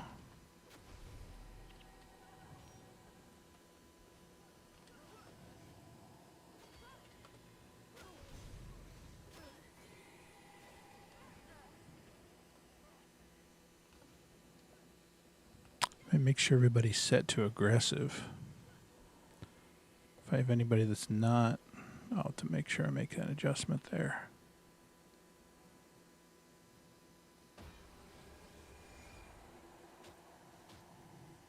Yeah.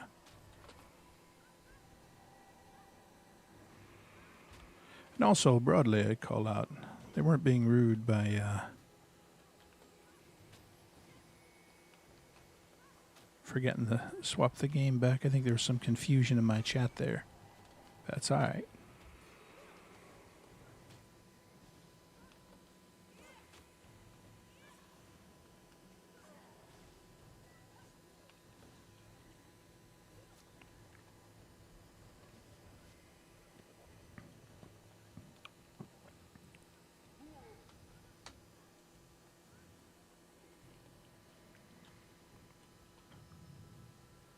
Okay.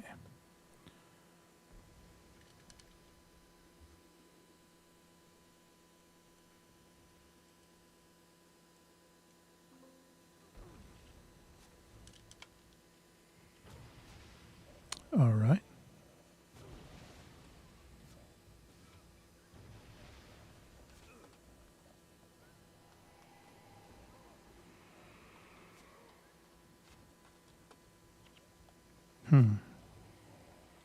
There we go. That's a little more better.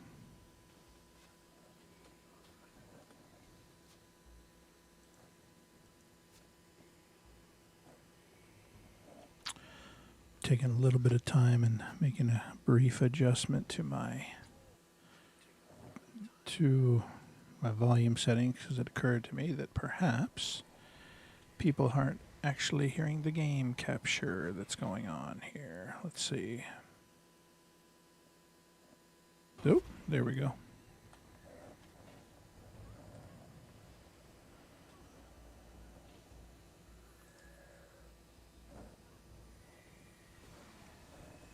But this is me getting a little bit better at figuring out the volume on here.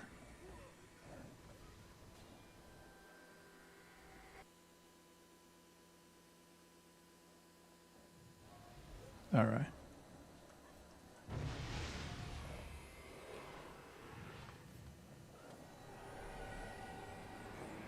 There we go. Okay, now the sound's starting to come through the way I want it to. Perfect.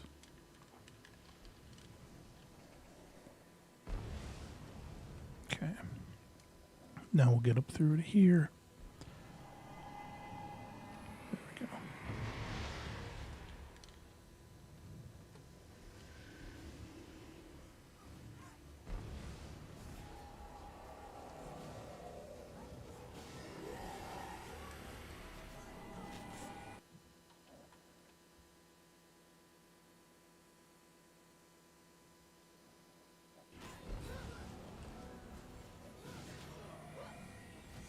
Okay, there we go.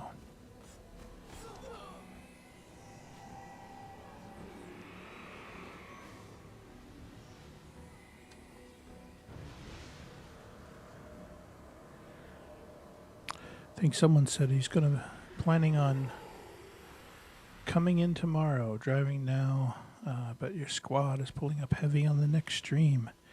That's great. Appreciate it. Appreciate you coming in. Hope you enjoy the show. All right, here we go.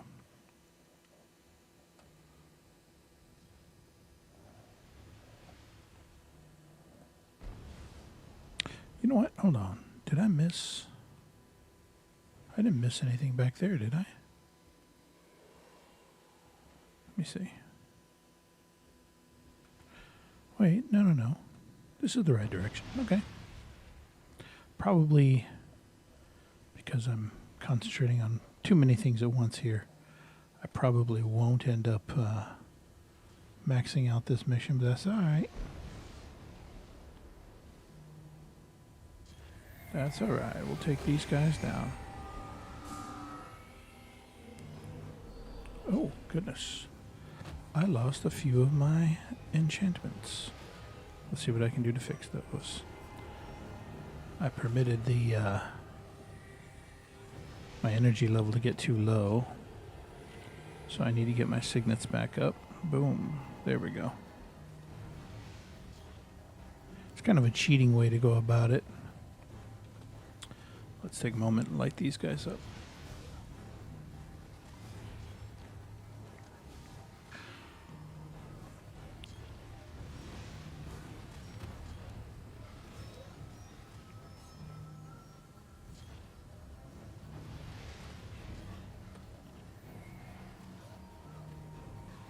There we go.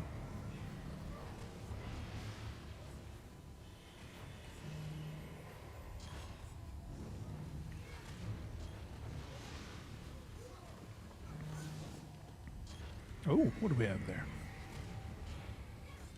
Get a little bit of healing in.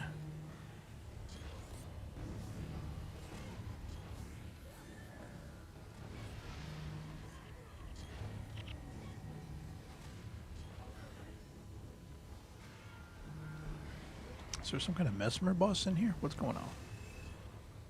All right. Let's finish those guys off. Can run back to the back there, finish them off.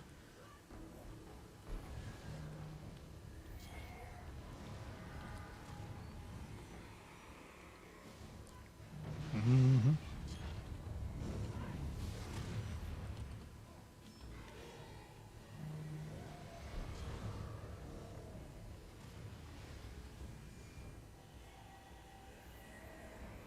Attack fronts unite.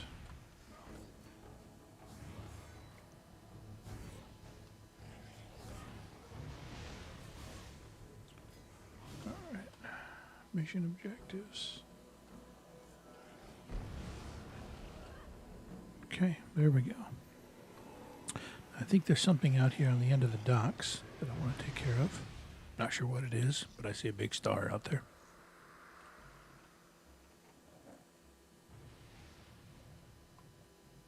All right. It was nothing, but okay. I see that I need to go up and talk to this person next. So, Narashi. It's about time you got to us. Yep, very well.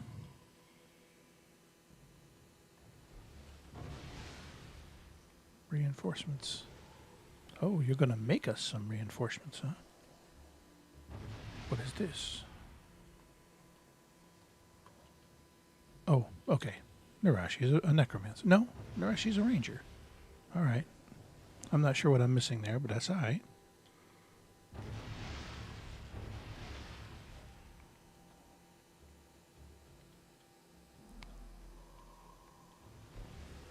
All right. The combat's going on down here. Let's put this on. All right. Now, my job at this point is keep everybody healed. What did they say? All right. Let's get in here. We'll get into combat. Bust them up. Mm-hmm.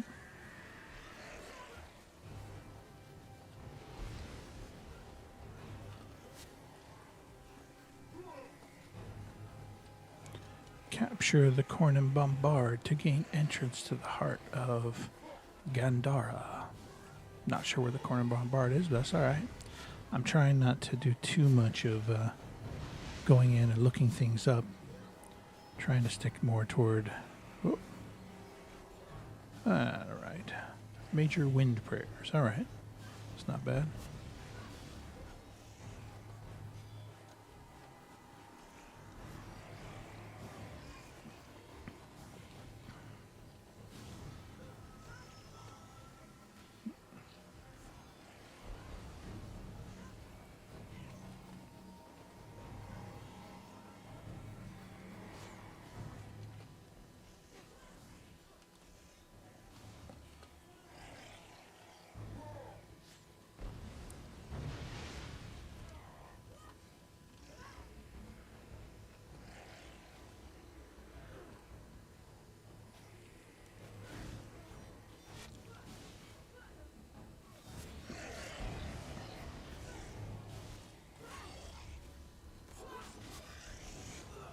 There we go.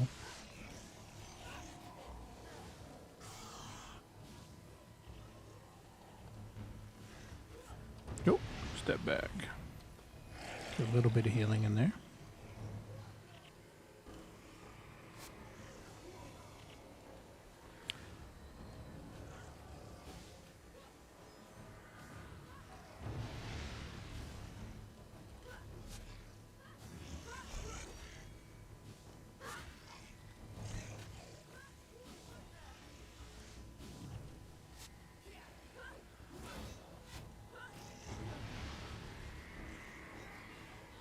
Nice.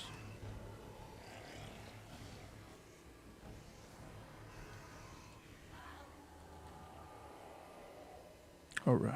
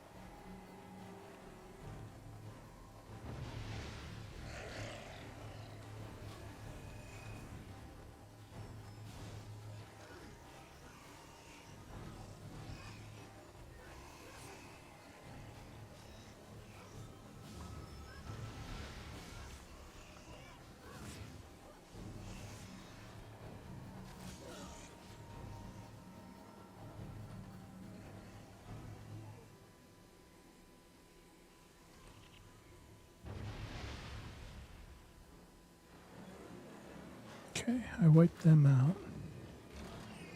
There we go. I gained control of it. Boom! Busted it open. Huzzah! Objective secure. Good work, Captain. Good work all around, Dunkar.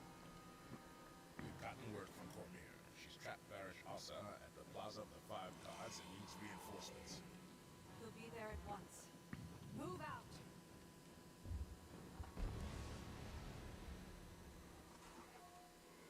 All right. War Marshal Varish. All troops pull back.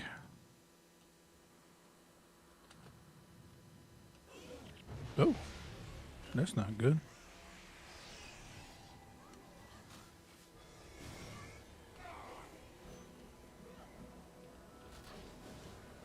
Where's Lomo?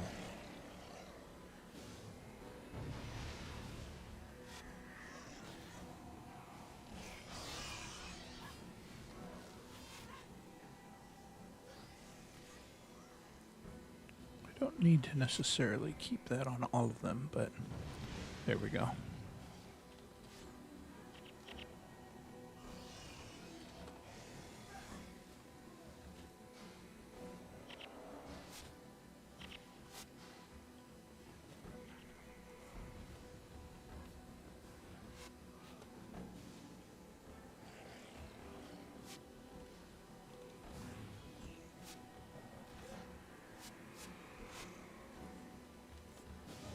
There we go.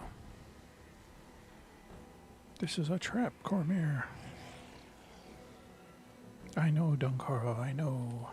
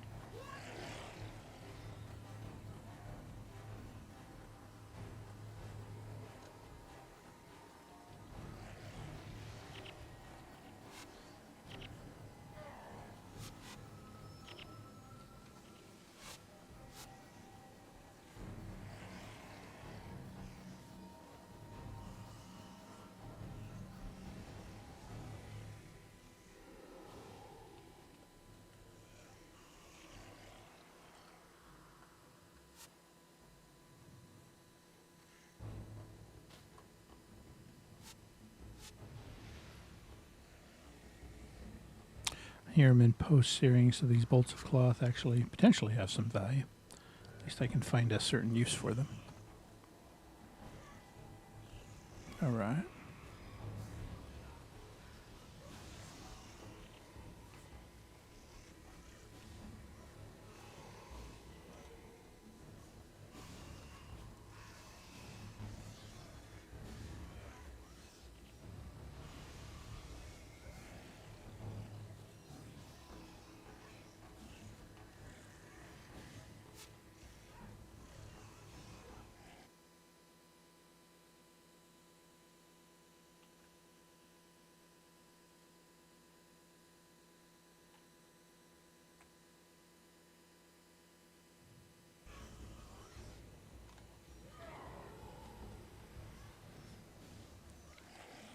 I need to fix something on my audio here briefly. Options, sound. Don't mute when I leave there. Yeah, I took it too slow, so I didn't get the full potential of the Spear Marshal Cormier. mission. But that's all right. Good to see you, Captain. Varys is holed up here with our followers. Now that you're here, we can make the assault. Sun spears, at the ready. Spare those that surrender. Now, in the name of the five gods, forward!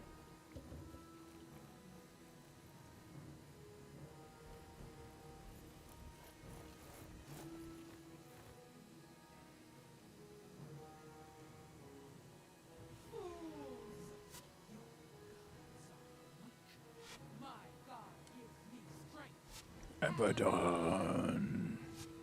That's right. Abaddon, I think, is who you have to fight at the end of this.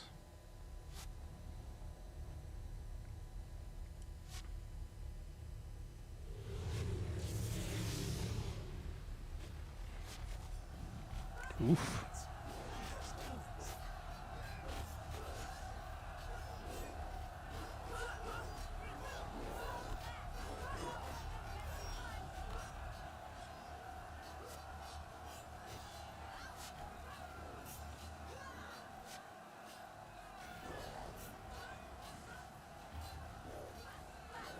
We're outmatched! Retreat! Save those you can! Abaddon will feast on your eyes! Cormier! Come on, save who you can. Oh no, Cormier ate it. Where's Koss? Where are the others? This way. We can retreat across the bridge.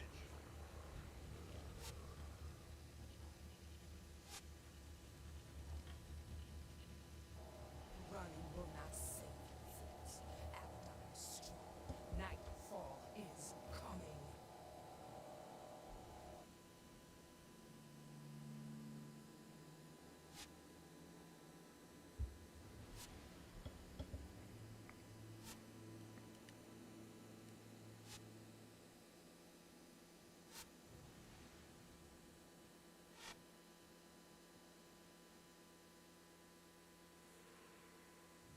All right. Koss has been captured. Speak with Sun Spear. Modiki to continue. All right. So it is just about 8 o'clock. So I think this is a good stopping point for this part of the mission. And I think, let me close this out. I'll go back up to full face. Unfortunately, earlier, somebody in the chat caught it, and I appreciate that. I forgot to take myself off of full face here, but here's what I'm going to do. I'm going to wrap up tonight's gameplay with a game of Braid, and it's always a nice way to finish things off. Braid's kind of it's one of those nice comfort games. There we go. Boom. Boom.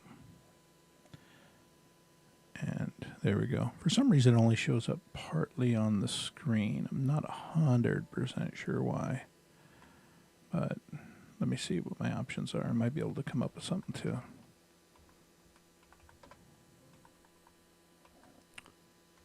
Screen size. Oh.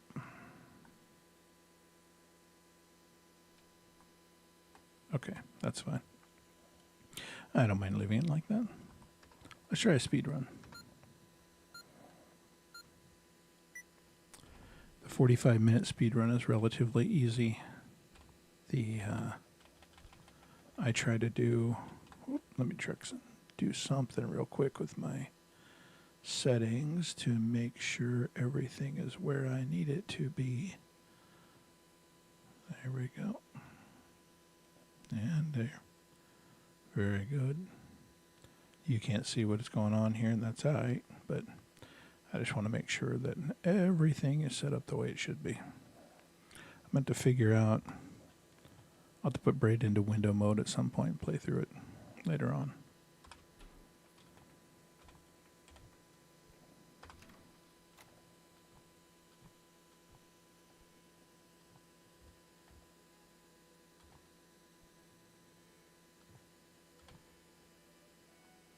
That little jump there can speed you up if you hit it on a downhill, as does hitting if you hit the corner just right. You can get a little bit of a lateral boost that can speed up your time if you're trying to do a really tight speed run.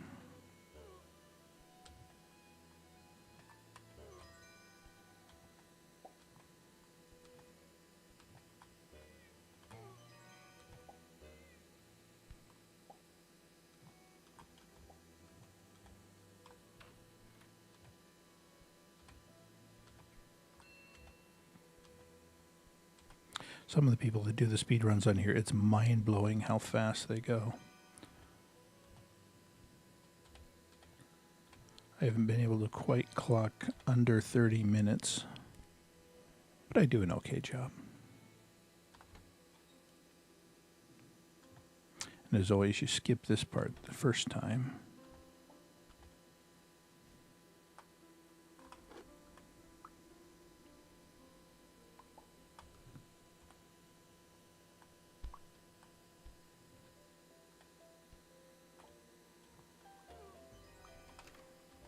That came out nicely.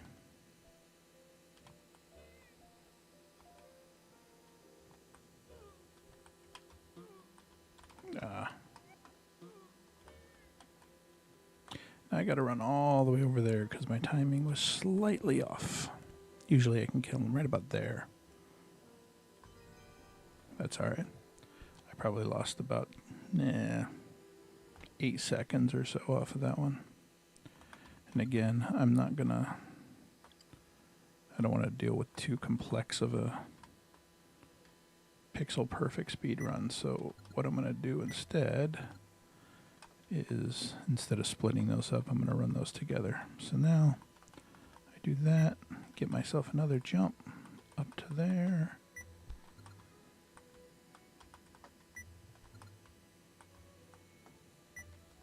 There we go.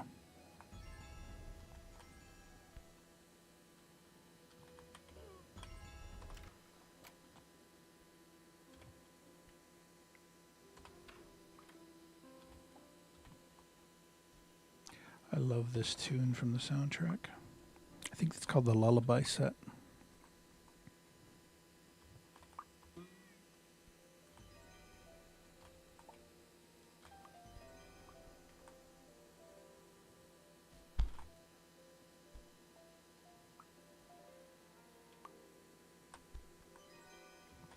There we go.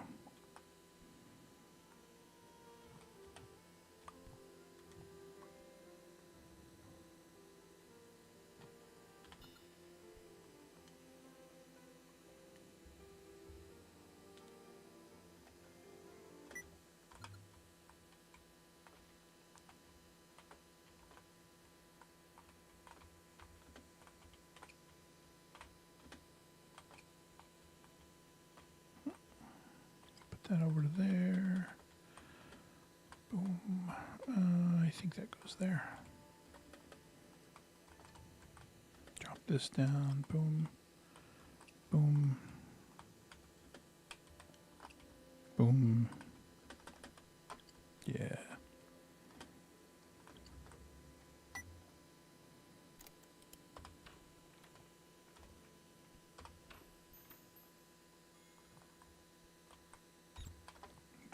There we go.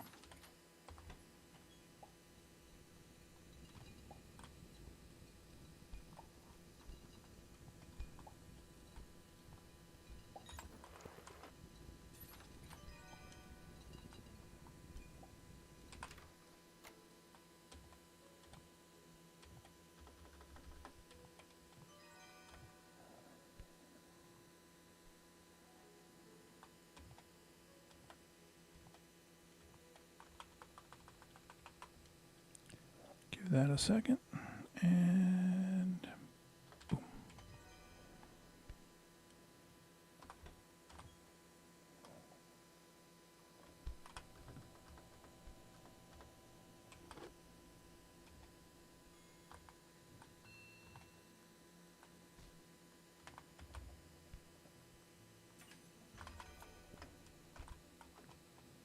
Yep. There we go.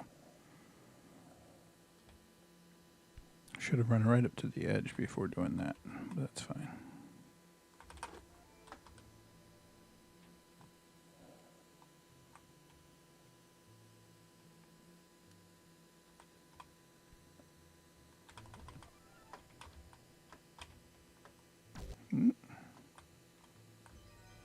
There we go. That's more better.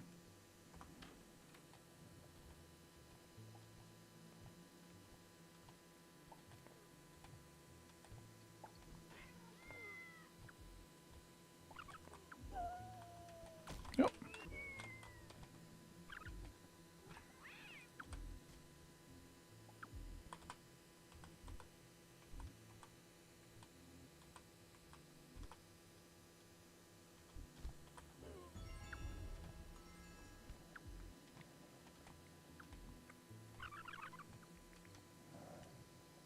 It's always a nice way to kick back and relax.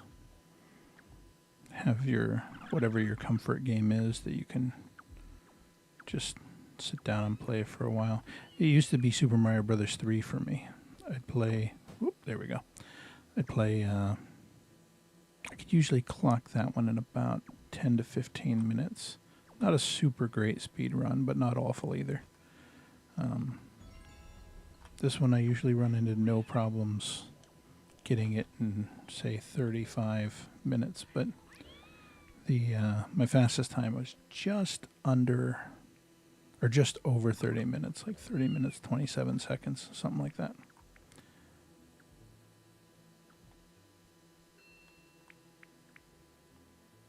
All right, that should be enough time that's passed for the irreversible bar to have made it across.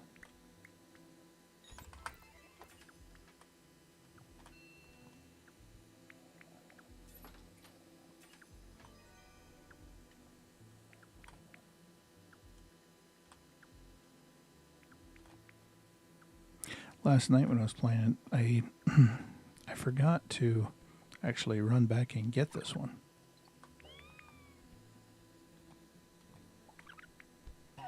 There we go.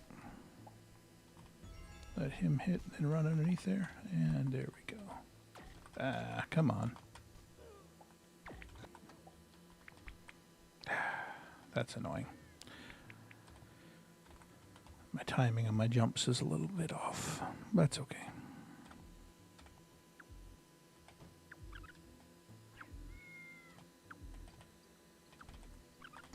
Nope.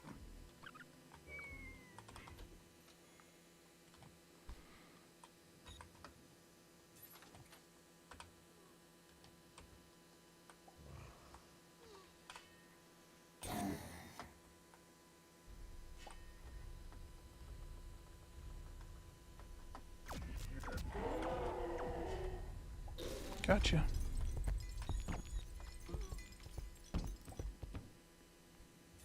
That came out nice. Some people are really good at hitting all 5 of them on that first try. I'm not, but that's all right.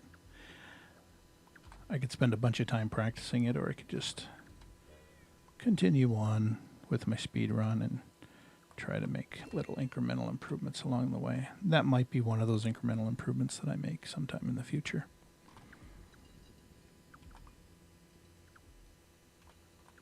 Come on, make it, make it, make it. Boom. Yeah, gotcha.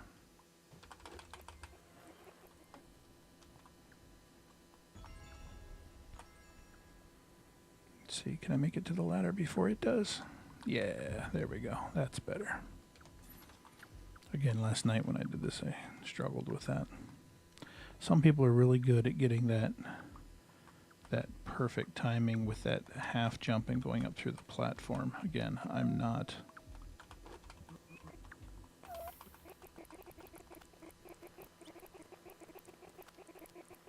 There we go.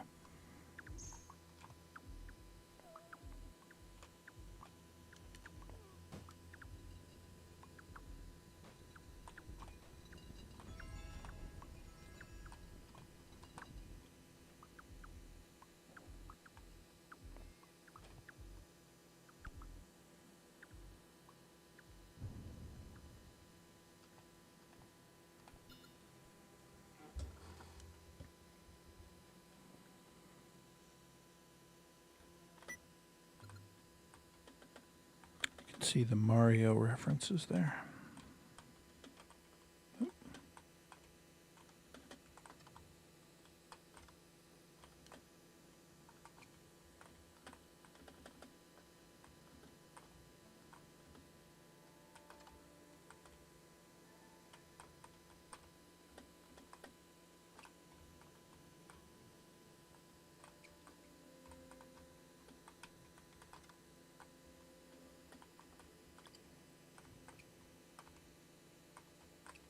There's a part of me that always wondered if there was maybe some super secret speed run to be done where you speed run getting all of the stars.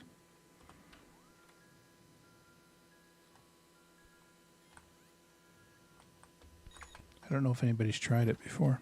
It seems like it'd be cool to have something that came out, 20 years later?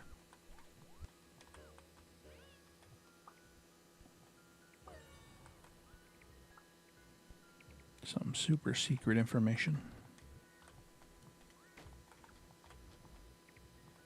Here we go. This is the fun one.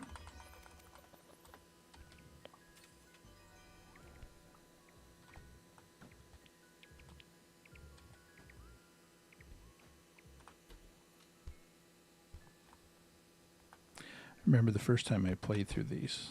You sit down, you figure out each of these puzzles, and there's just kind of an internal smile that comes with figuring out each of them.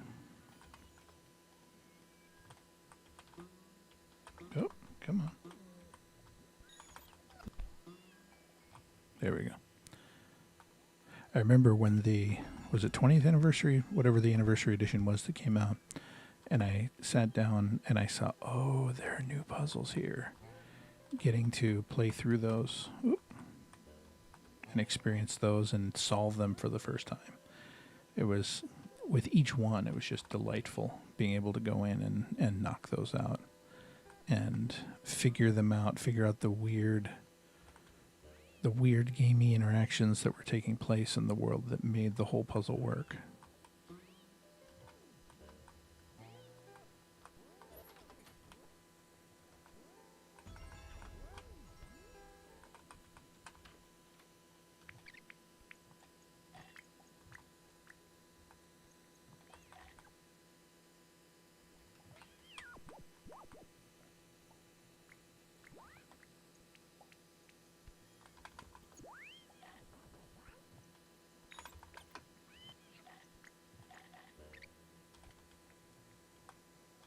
That came out nicely.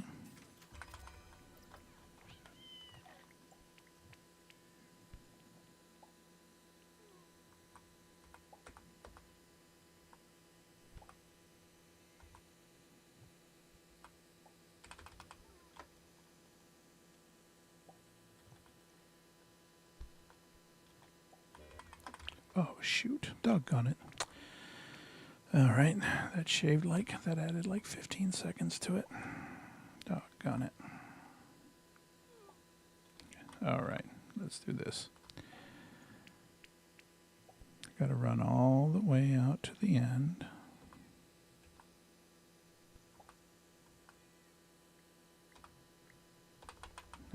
over there to the end.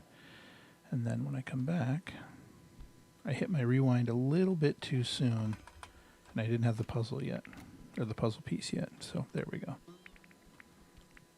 I'll still beat the overall time, but I'm not going to come anywhere close to my best speedrun time. But it's still fun to go in and knock these out.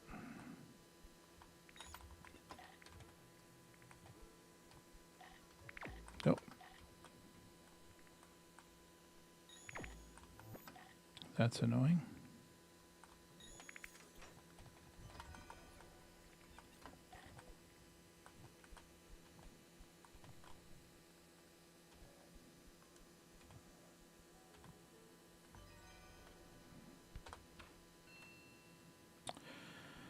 This is the one I always have to think about. How do I do this one? Oh. Run in, run back. Let him kill me, and then I rewind. Then he gives me the key back. And then I rewind all the way up to here. There we go. I give him the key. He gives me the key back, and then I go in.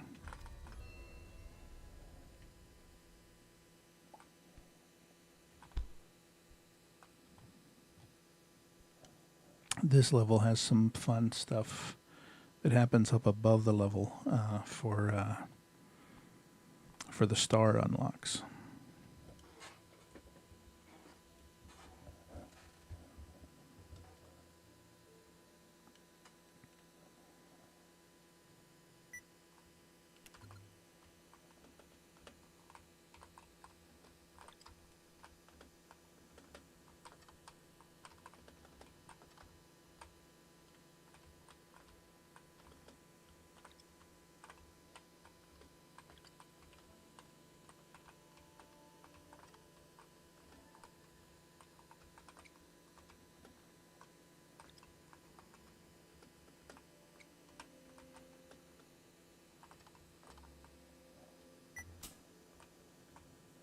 All right.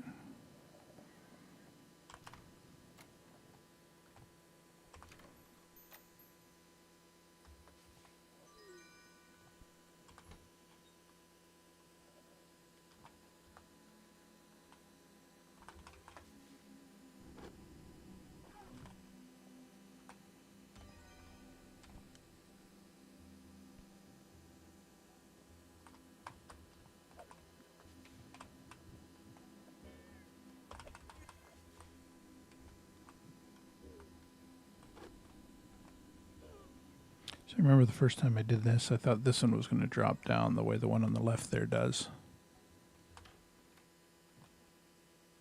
There we go.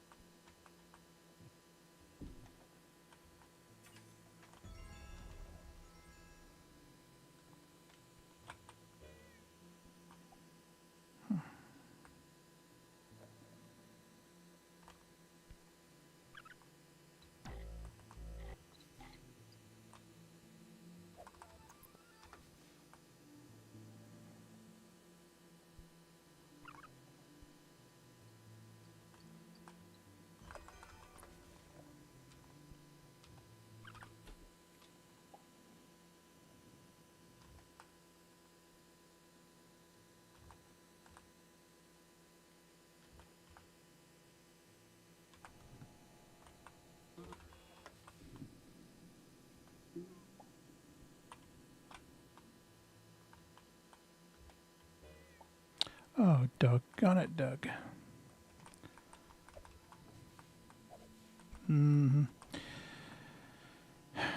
So I gotta go all the way down here. Take him out.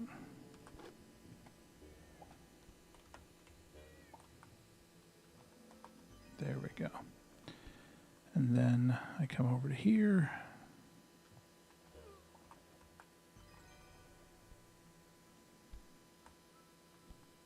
Yeah, I lost a lot of time on this one. And then, there we go. Now he's going to go across there, and I can wait. And as soon as he comes down, I bounce him up in the air.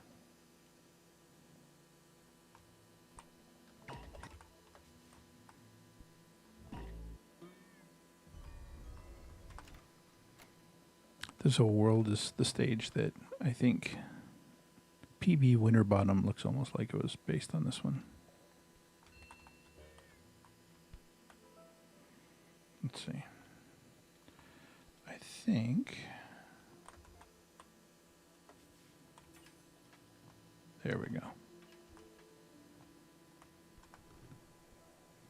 And that opens that up.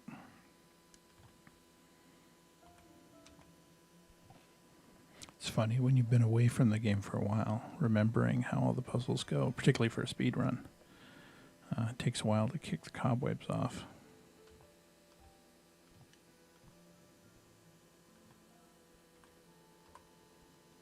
One, 1,000, 2, 1,000, 3, 1,000, 4, 1,000, 5, 1,000, up, and we'll rewind.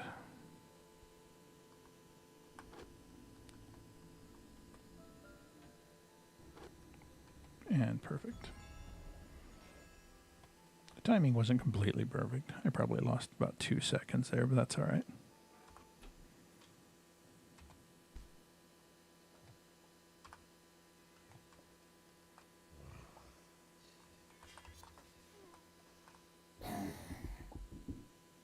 Let's see.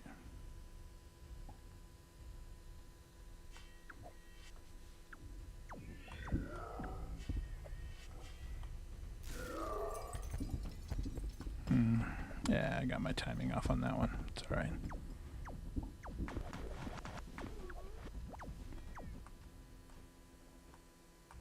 Come on.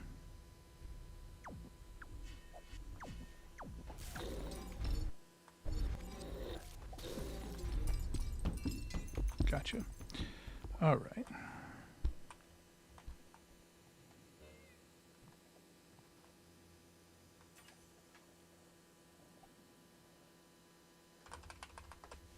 Oh, shoot. No, no, no, no, no. That's not what I wanted.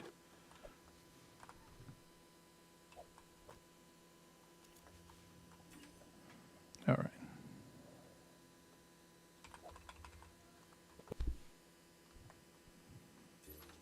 I get to use that key on both sides. Now, the other part of me should make it all the way over.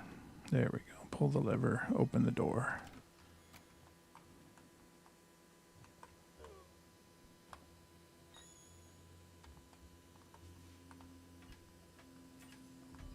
Fragile friend.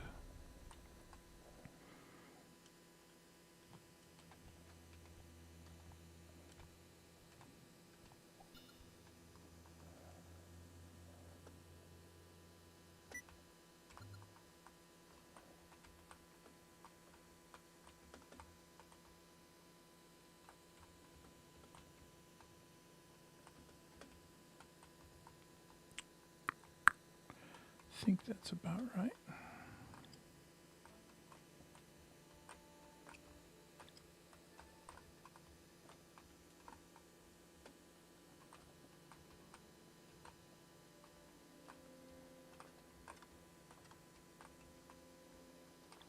When the Oppenheimer movie came out, I found myself wanting to come back and play this for a while.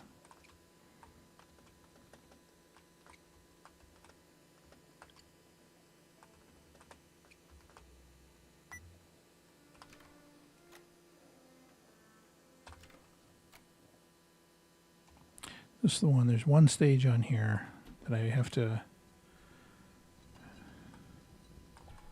It's been so long. I don't remember the exact combination of what I need to do. I played a little bit last night. And last night I think this is where I ate it.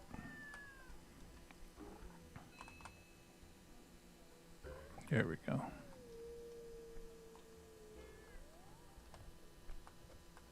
This part takes so long just because the ring actually slows you down. It slows everything down that you're trying to do. Oh.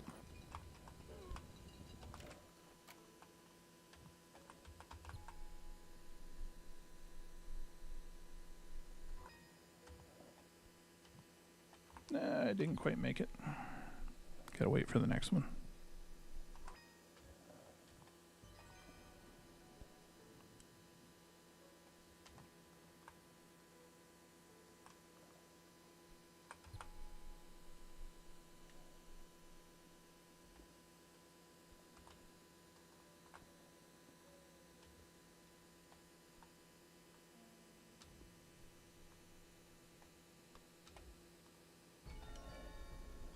All these are really satisfying though, the first time you figure them out. I don't know if it needs to be said, but if you haven't beaten this game yet, watching me do the walkthrough might not be good for your experience of the game. Oh, come on. Boom. Boom. Look at that. There we go.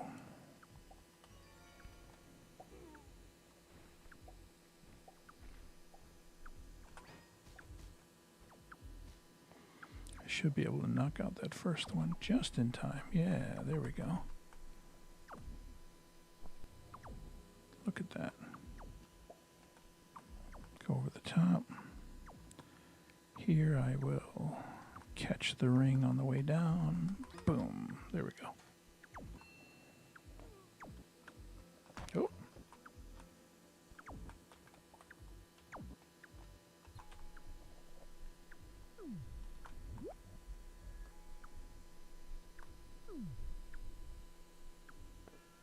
Okay, the next one then, with it being there, the next one should make it. So now once this one gets through, I pop the ring back up, then drop it over on the other side.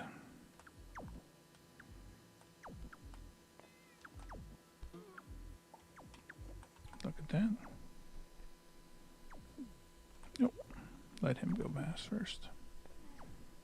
Then we'll hop up onto the ladder, and we just barely make our way in.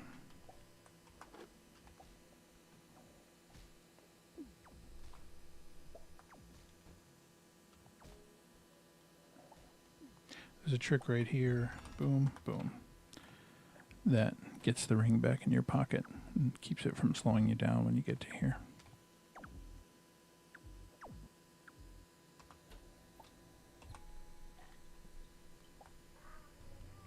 Now some people, the people who really, really know how to do these speed runs, they know exactly when to pick up that ring to do it perfectly.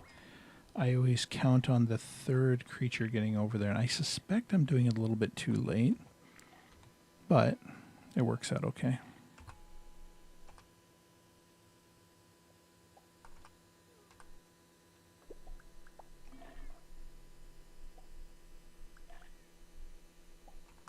There we go. Hold it steady. Let two of them get through. And once the second one's through, I pick up the ring and I'm good. Yep. And there. Boom. Boom.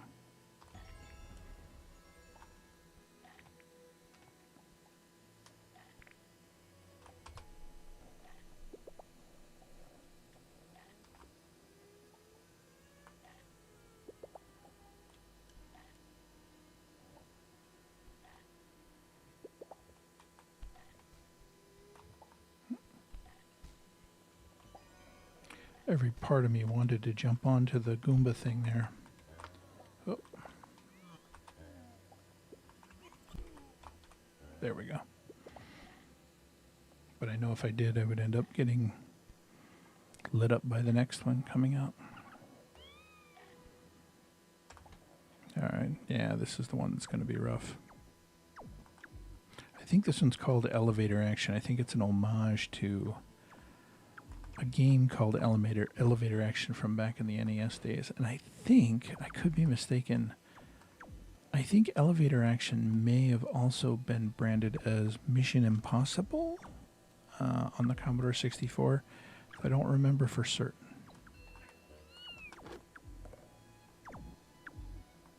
All right.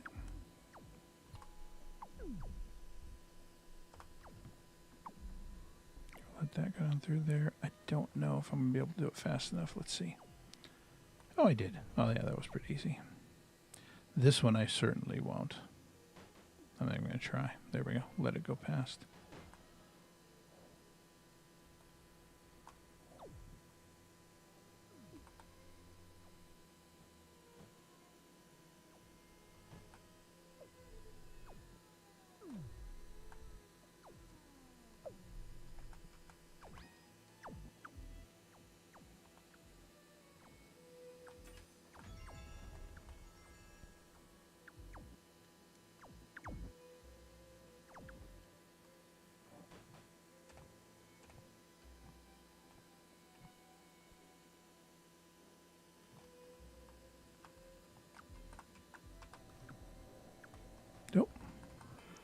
I did that wrong.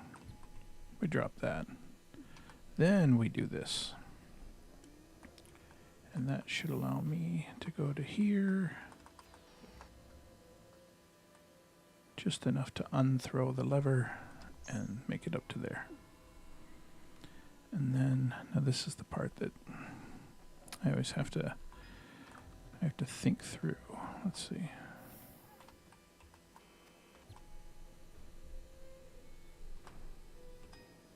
All right.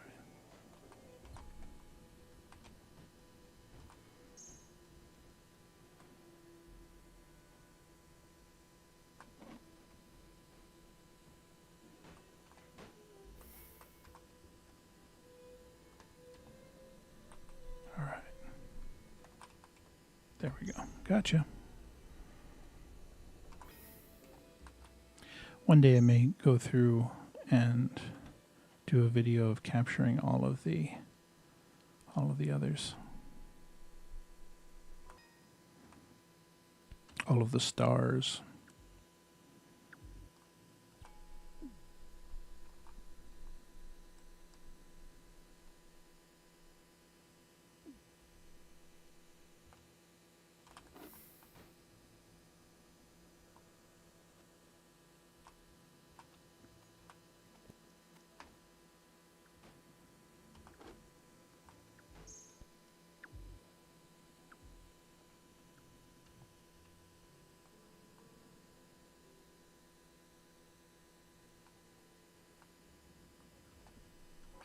If I remember right, it's actually possible to do that one without climbing the first ladder.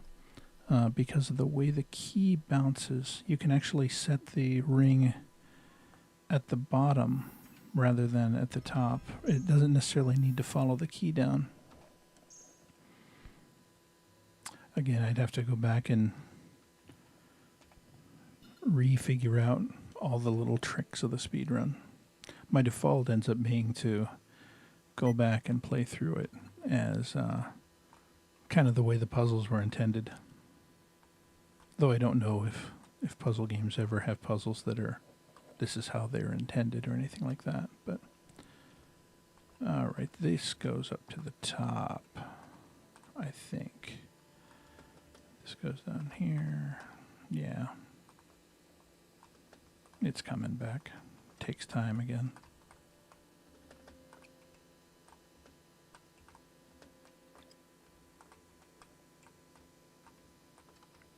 The ring in the dumpster is a good anchor point to figure out where everything else goes. That and, of course, Tim's face.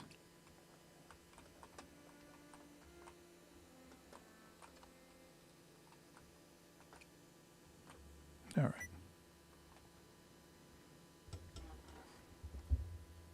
So yeah, I'm in no danger of beating my personal best here, but I'm pretty easily going to beat the 45-minute time.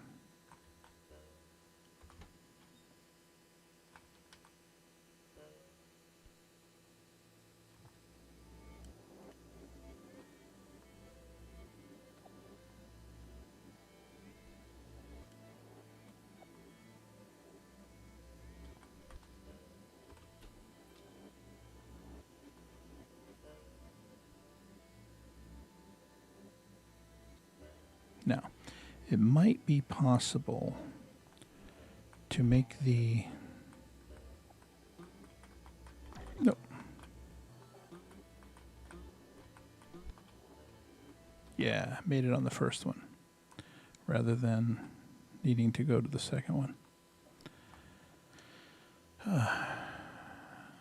So I can just run back and forth. Oof! Help!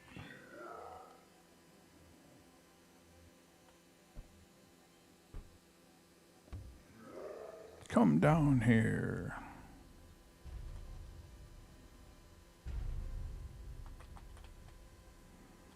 Help.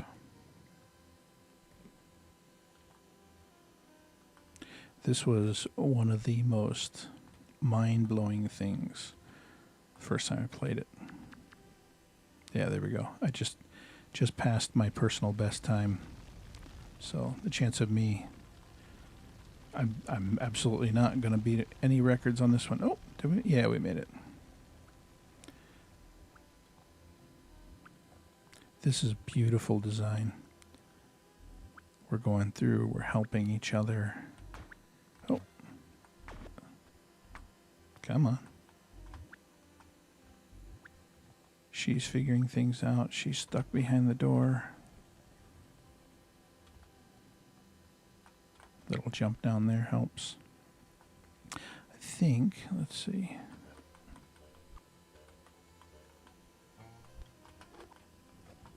There we go.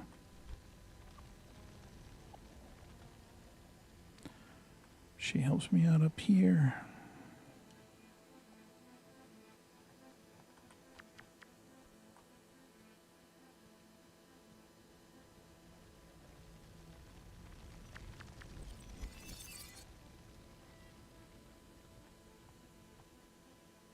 And there we are.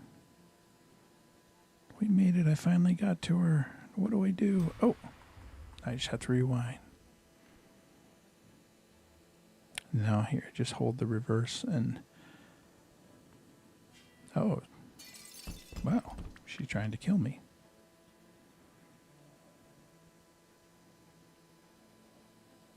It's such a beautiful design. Storing everything you do so that the things you're doing where you're just barely helping each other along the way, when you play it in reverse, it's like she's doing everything she can to stop you. And there I pulled the lever and it came down. Instead of her sitting next to the door, it was like the door caught her foot or caught her the edge of her dress and kept her from getting down. She turns on the fireballs. Oh no, I stopped her just there. She couldn't get away. Yep.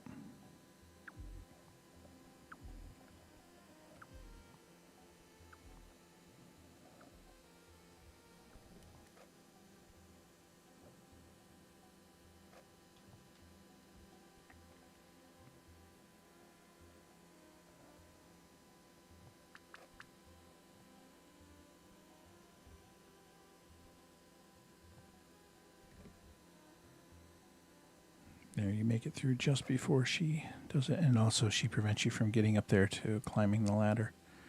Help! And this all has a whole new meaning here. Come down here.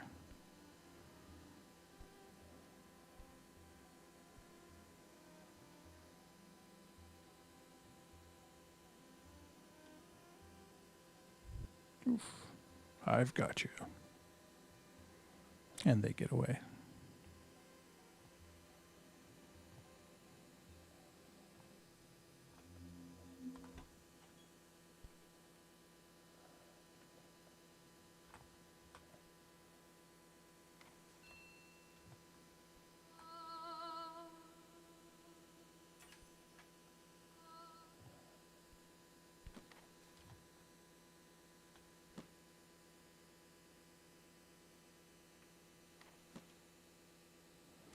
And here we are. We rushed to the end. So I think I'll make it in under 35, which is there was a time where that was like, wow, I can't believe I was able to pull it off that quickly. But not awful. Not my best time. 34:18. So I'm about 4 minutes behind my best. But it's the first time I've beaten it in several years. So not too bad. In fact, the last full speed run I did was 30:40, so I was 13 seconds behind then. So I kicked the dust off a bit. But that'll be the end of tonight.